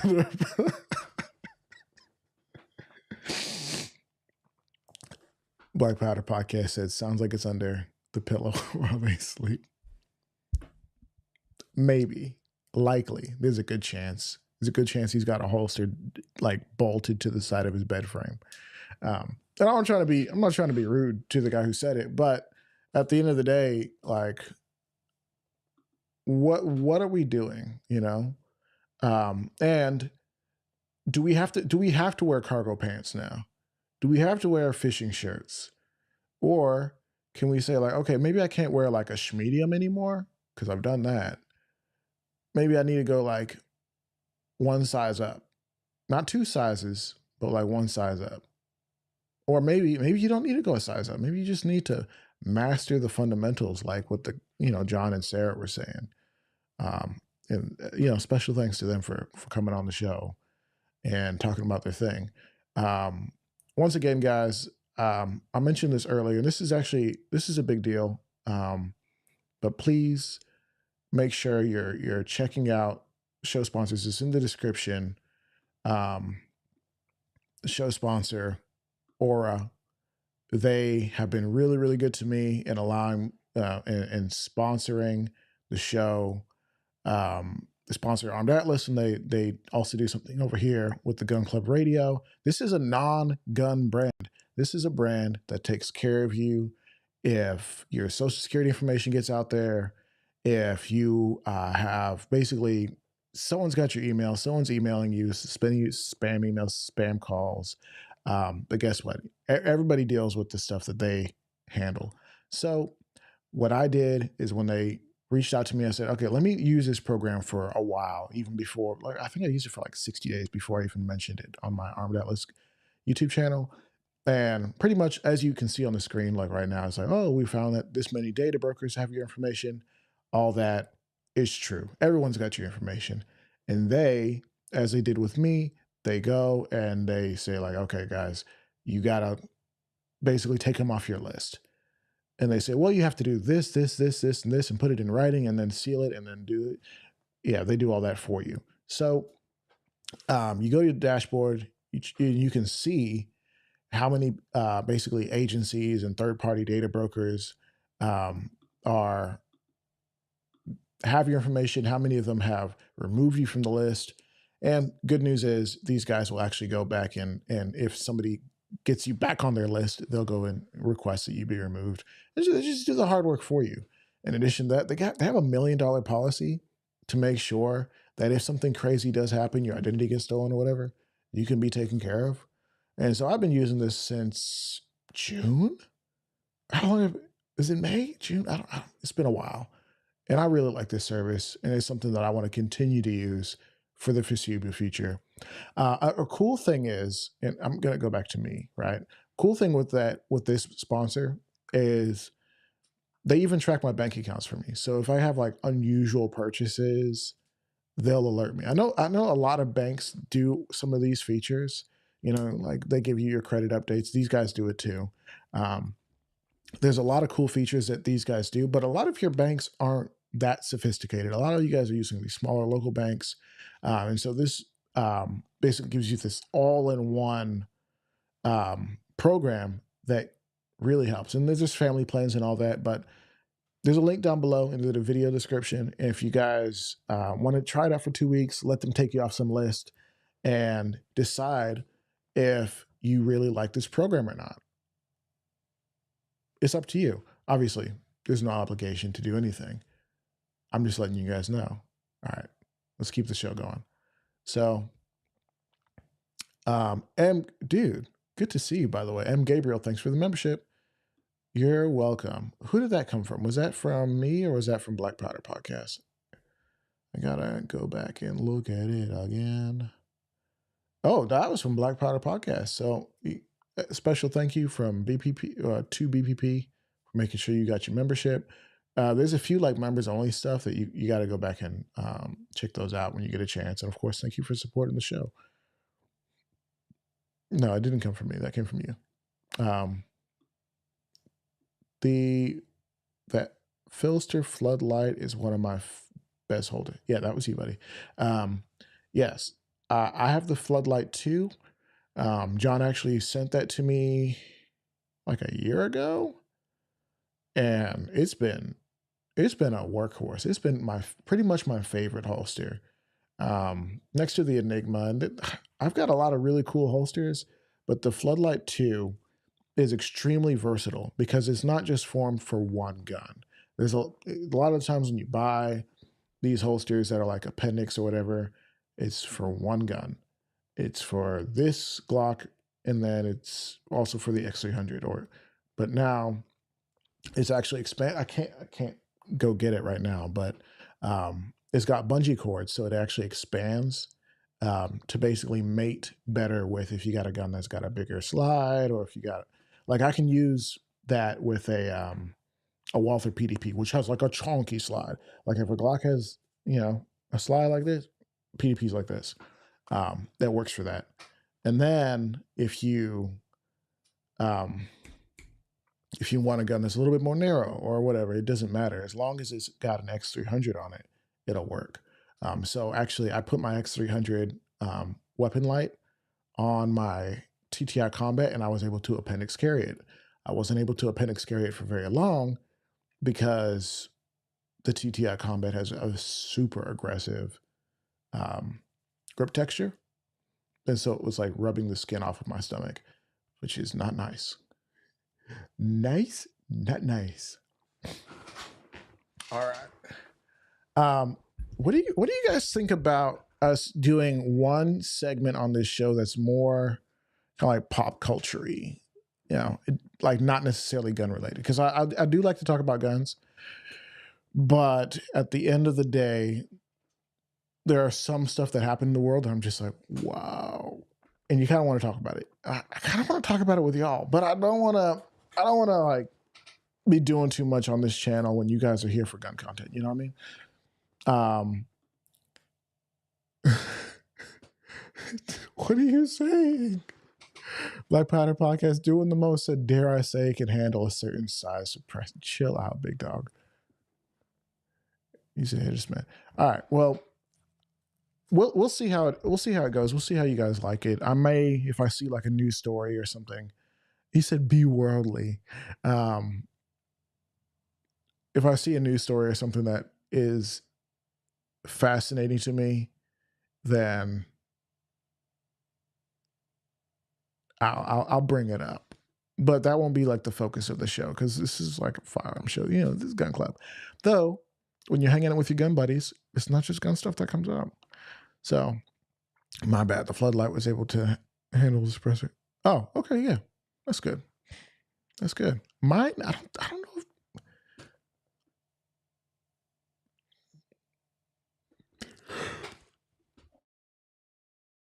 Sorry, guys. So the floodlight too.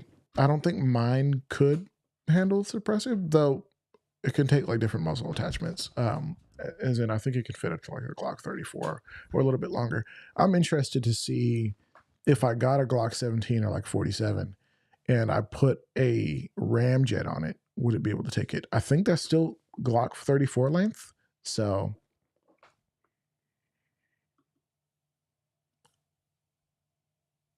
potpourri, that's gonna show you range.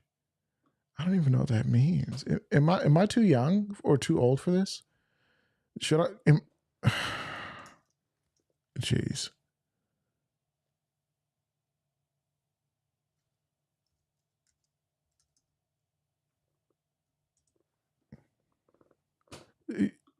Potpourri. What are we talking about, dude? What are you talking about? Sorry, college word. Yeah. SAT words, brother. Oh, okay. Well, guess what? I've read a lot of books in my time. That's not one of them. Sorry, guys, for those who maybe aren't looking at the chat right now. Yeah, no, potpourri. Yeah, okay, a potpourri. Okay, I've never used potpourri in a sentence. I think that's my problem, and I'm just now realizing. Oh my gosh, I'm just not realizing that I can put as many chats on the screen as I want, and I'm gonna start abusing the heck out of this. Oh, it's gonna be bad. What are we gonna do today? Take over the world. New topics, guns and potpourri. Potpourri is like a dried mix of flowers, said gun websites. All right, let me get these out of the way. I'm blocking the Mooney maker. Yeah.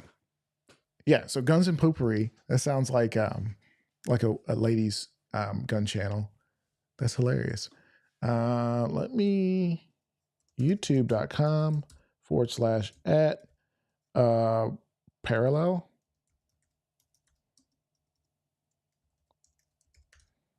Parallel defense.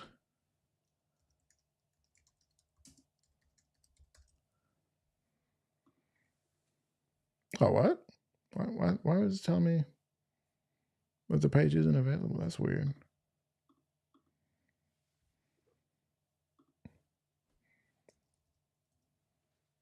Oh, I don't understand.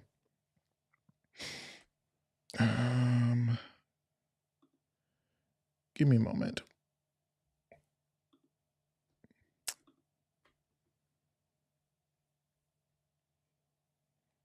He said gun websites. Name checks out again. Dude. We got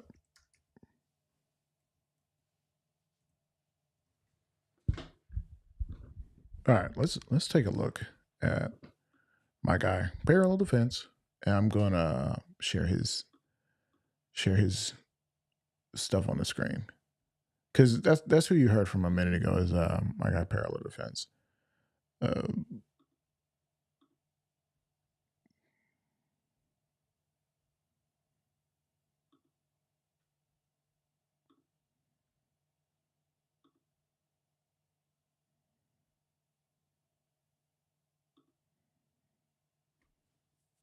There we go.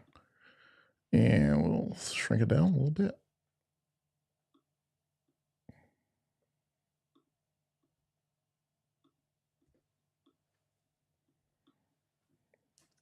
So my favorite thing in the world is when gun guys do the thing. They do the thing, but they stick their fingers out. I'm just like, do the thing. Anyway, so Parallel Defense. He's actually a good dude. I've actually really appreciated pretty much all the moves that he's made, whether it's really kind of pushing and this, it pisses me out. Hold on, let me make it a little bit bigger. It makes me so sad when Instagram gun guys don't also take advantage of YouTube. Makes me so sad, bro. Because I'm like, what's wrong with you? Why would you limit yourself? YouTube actually pays you. Like, I'm not saying I make like just $1 billion off of this thing. I don't.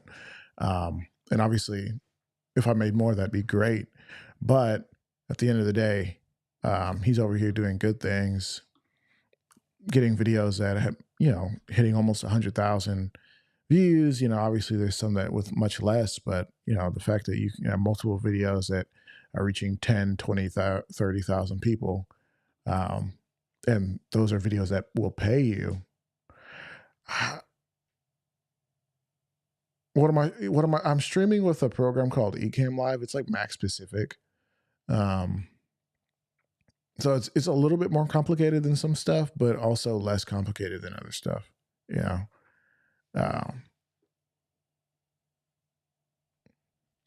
So IG, they said they stopped their creator fund. If you want to make money, sub to Parallel Fans, should I Instagram? I don't like Facebook. You can follow him on Instagram, but all his stuff that's on Instagram is on this platform as well.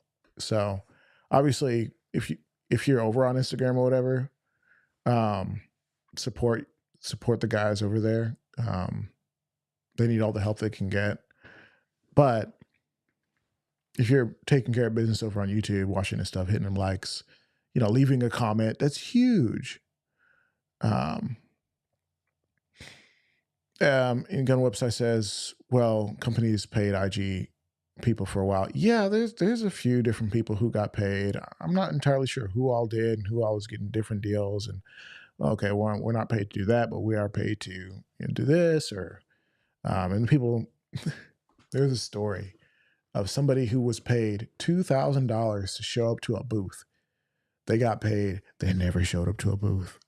I think it was like NRA or SHOT Show or something like that. And I'm just like, bro, I've been doing this wrong. Y'all getting paid $2,000. You know that meme? Y'all getting paid? Like, it's like that. $2,000 to not show up, and the company was pissed. I hope they went to small claims court on them, because that's ridiculous. You cannot do that to people. They're paying you to show up. Show up.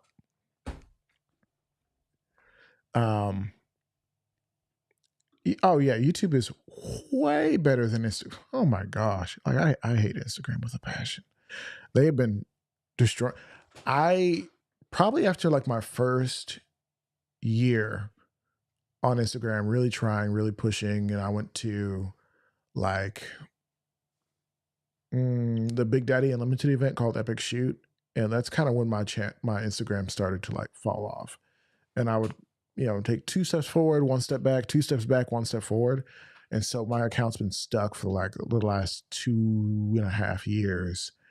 It's been stuck at like 2,400 subscribers. Or like, I think it took me a while to get to like 2,000, and then eventually now I'm at like 2,400.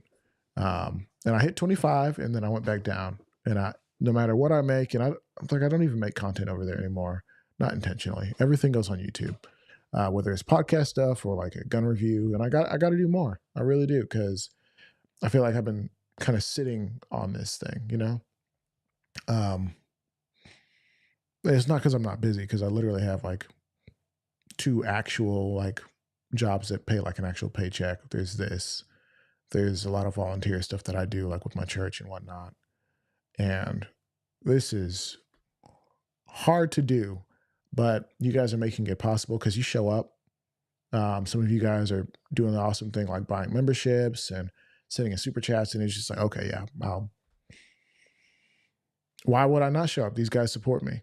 Why would I not show up for the guys who support me? So I've been trying to do twice a week, and I guess look at the calendar. The streams are not scheduled yet, but I need to let you guys know. Please mark your calendars. Monday, no show.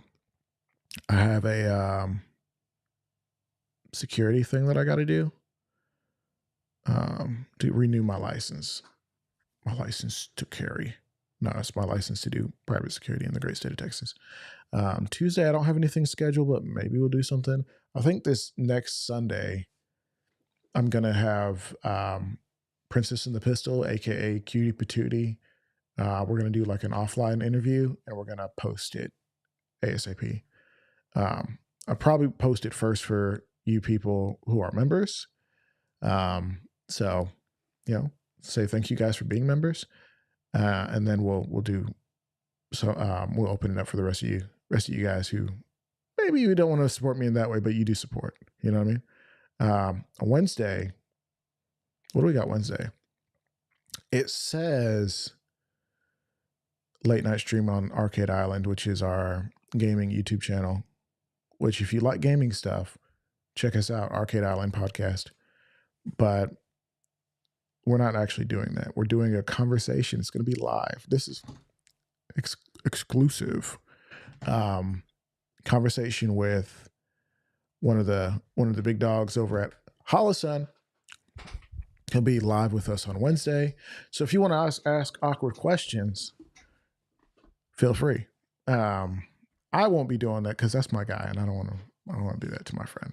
But when I say friend, colleague in the space, guy who hooks me up with cool stuff like I'm gonna get this out of the way. The raid. They just sent this over. It was supposed to get here on like Monday or Tuesday, but it just got here, and I wasn't sure.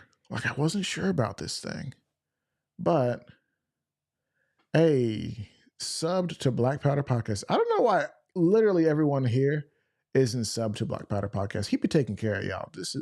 He's bought multiple memberships for y'all. Like he take care of business. Could y'all go take care of him and tell him to put more shows out, because we need more. But back to what I was saying. Holosun, who's going to be on the show Wednesday night. I never do Wednesday shows, but the guy Josh said like, "Hey, I've got a Wednesday night free," and I was like, "Bet, let's go." 8:15. Be there. Be square. We're going to talk about kind of the future of red dots, because if you don't know, so there's been like Trigicon and like Vortex and all great companies making glass, and then we have Holosun, which was cheap Chinese company. They didn't make great stuff. A lot of the stuff was kind of crappy, and a lot of brands out there still like that. And then they started getting better, and they started using technology to push the envelope. It's like, oh, their stuff has a solar panel on it, which that's cheesy. Like, why do you want a solar panel on your red dot? Like, that sounds dumb. It's like people throwing solar panels on stuff just to throw solar panels on stuff. And then they made the like everything, the aims, solar backup, which is, you start thinking about it and you're just like, whoa, it's actually good, because these batteries, like the weak spot on an optic is the battery. When the battery dies, your optic's toast. Like there's nothing left. So we go from optic no battery to like solar backup, and then we're like, wait, what if we eliminated that variable of the batteries? Because I've seen Holosuns fail because the battery door came off and the battery came out. What if we hold up? Let's acknowledge. Jay Weth stepped away to go sub to BPP, of course. And he's shilling for Struck Industries again. Not paid a cent, but loves him to death. And I kind of want that optic. I'm not even gonna lie. I kind of want that optic. It looks pretty good. So the thing about Holosun was they went, and it sounds like I'm shilling for Holosun. I swear maybe I am. Like, I know the guys, they take care of me, so it's like it's easy. But the technology got better, and they said, let's eliminate the battery issue. Let's put our own battery in there, close it up, give them a 10-year warranty. It's on the website. I looked it up. 10-year warranty. If you don't get good performance out of that thing in 10 years, what? Like, what product do you have in your house that has a 10-year warranty? We paid a lot of money for that thing, a Vitamix.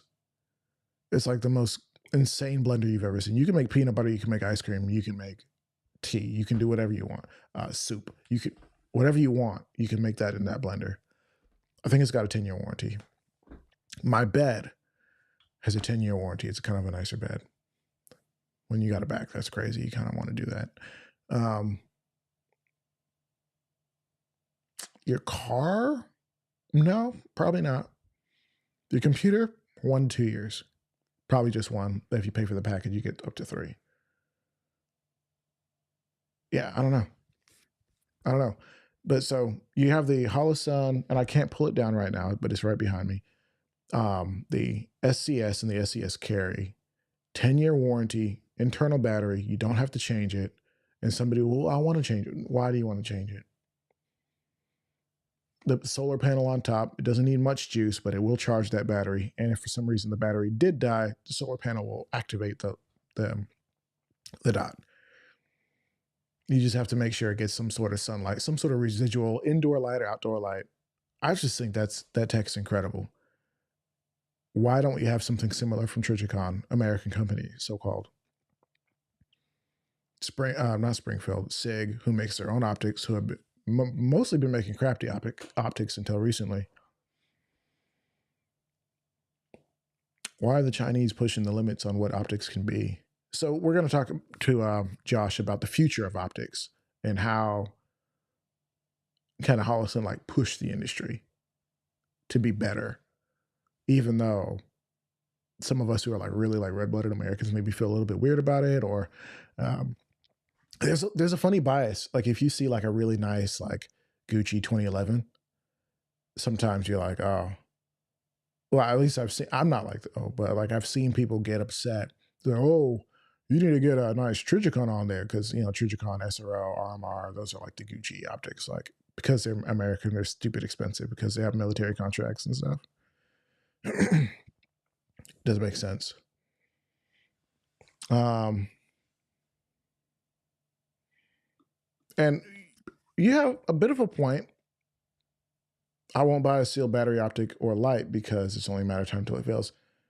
I could see the light being the bigger deal on that because the batteries in the optics last for like a year.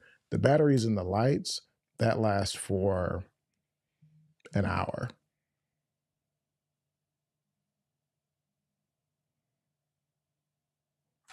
An hour.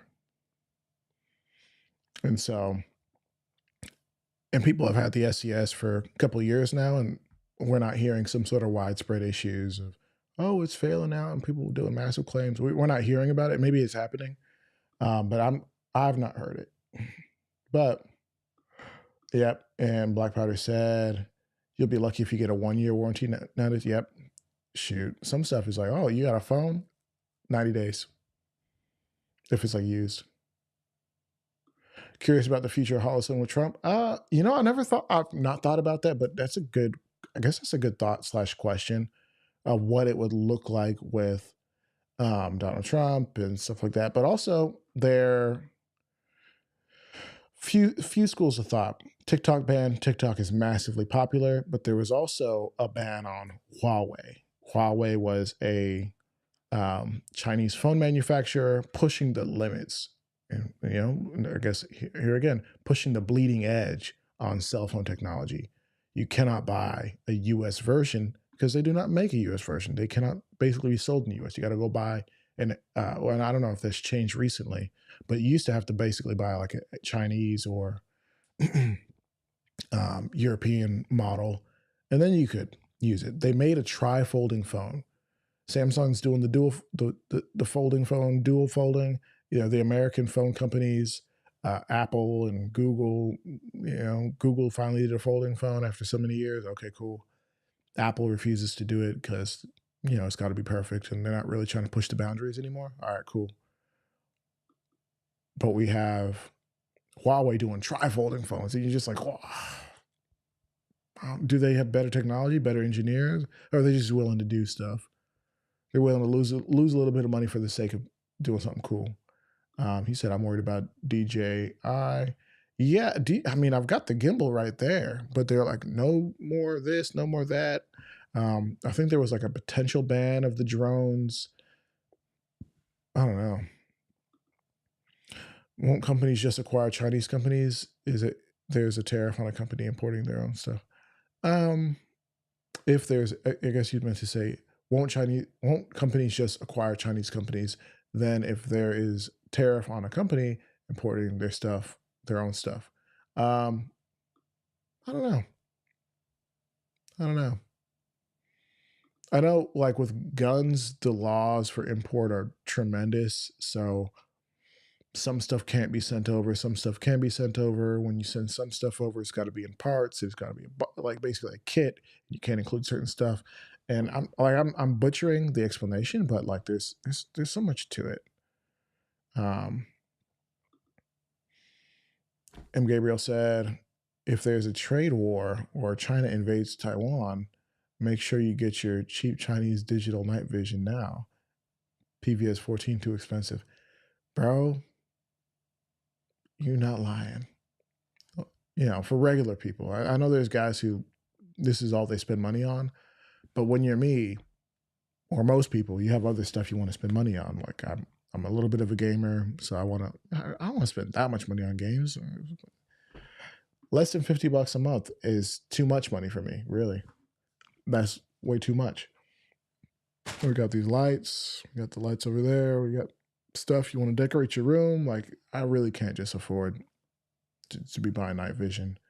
Follow up to what he was saying earlier. Gun website says like there might not be tax if they just import their own parts. Yes, that makes sense. Like to bypass like the tariff of like foreign owned companies. Like if a U.S. company just bought like the means of production, it sounds very communist. Seizing the means of production for the common man. Shaking my everything. I like that idea. If I was a CEO, I would go ahead and just acquire some Chinese companies. But can you acquire Chinese companies?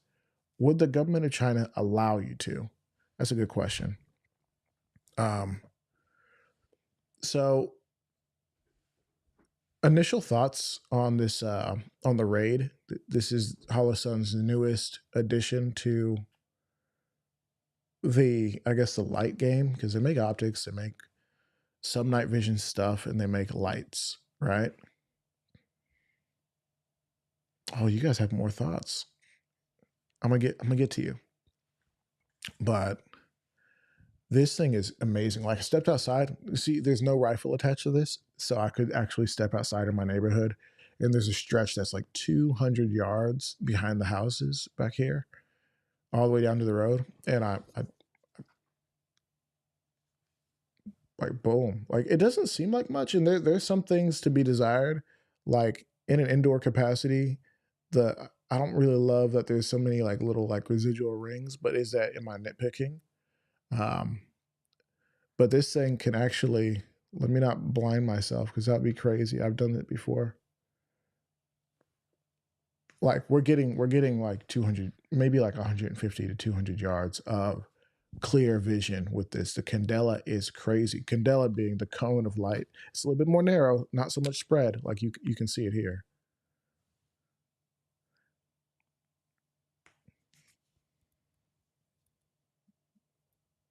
Hmm. Oh, that's interesting. What did I buy? What did I buy? Did I buy something? Oh, yeah, I need to return that. So I'm gonna address that in a minute. I think this light's good, but who knows? I have not really tested it, but I think its capabilities are cool. There might not be text if they import their own stuff, right? That good point. Probably not. I don't know. Chinese government's crazy. So I was a little bit off topic. Any gamers in the chat? Xbox, PlayStation, PC guys, Steam Deck boys. I actually got a Steam Deck not too long ago. They were on massive sale. Let me grab it. Oh man, this thing's so tight. Yes.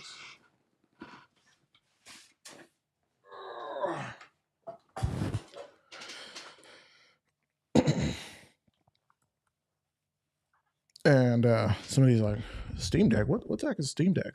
What does that have to do with guns? Nothing. I think it's cool. And so it's basically like a Nintendo Switch, just massive, and it's got a Linux PC running inside and direct access to Steam's like operating system. Steam is like the web platform where you can buy games and connect with your friends.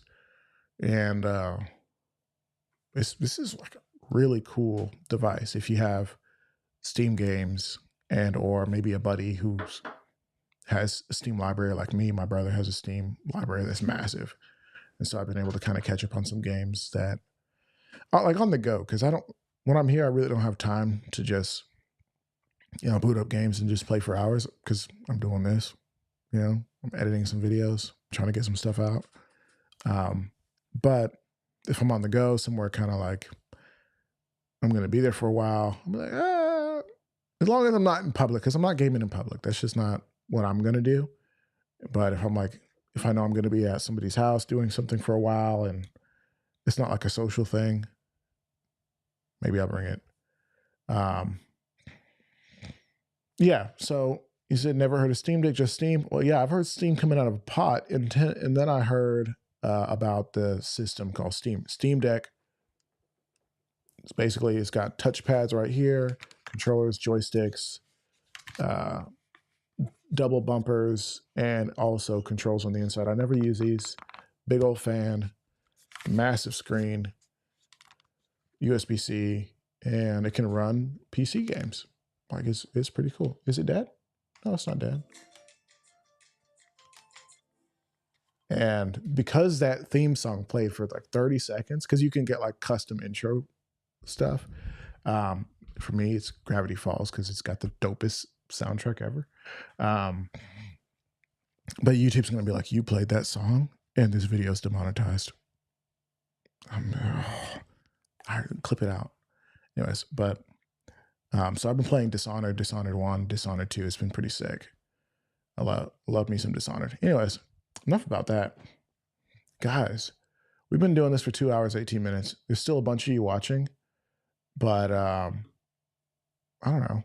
Check out the sponsors down below. Aura. Check out their free 2-week trial. If you've been getting a bunch of spam calls and texts, if you're maybe a little bit nervous that somebody could potentially check out your account and start taking $1 here, $1 there, $20 here, and maybe you might not notice because you're busy like me, it's a good service. Check it out. It's in the description. Aura.com/Gun Club Radio. And if you go to the video that we have on the TTI on Armed Atlas YouTube. It'll be there too. Check out our boys. Gun Websites is here. Thanks so much, bro, for being here. You're always here. I definitely appreciate that. Go subscribe. Jay Weth. We're about to do something with him and his dude, and Black Powder Podcast. Is he a regular at this point, or is he like running the show? Secretly, he's running the show. He's the evil mastermind behind it all. Just want to say thank you to you guys. I'm Gabriel. I see you. And of course, everybody who was able to receive memberships, and the queen, Cutie Patootie herself, Princess in the Pistol. She was here for a moment when we talked about her with our guys from Phlster, the holster company. The Phlster Enigma is one of the coolest things ever. Anyways, and she went super mega viral for having it on in a photo. So I reached out and I was like, hey, can we do an interview, please? Can we get you on the show? Can we capitalize on this moment in time? And she was like, heck yeah, let's do it. So that's what we're gonna do. And yeah, let me see if there's any more comments. Good point. Is it a sealed? Shut up. Is it a sealed battery? Yes. Here's the thing. You can actually remove this back plate pretty easily, so it's not technically sealed. And you can change out internal components like memory. You can upgrade the SSD. You can change out the battery. You can do all sorts of stuff. And M. Gabriel said, thanks all. Guys, you guys do a lot for me, and hopefully I can do even more for you. Next week, let's go watch a bunch of videos from Parallel Defense and just do that the whole time. All right, guys, this has been fun.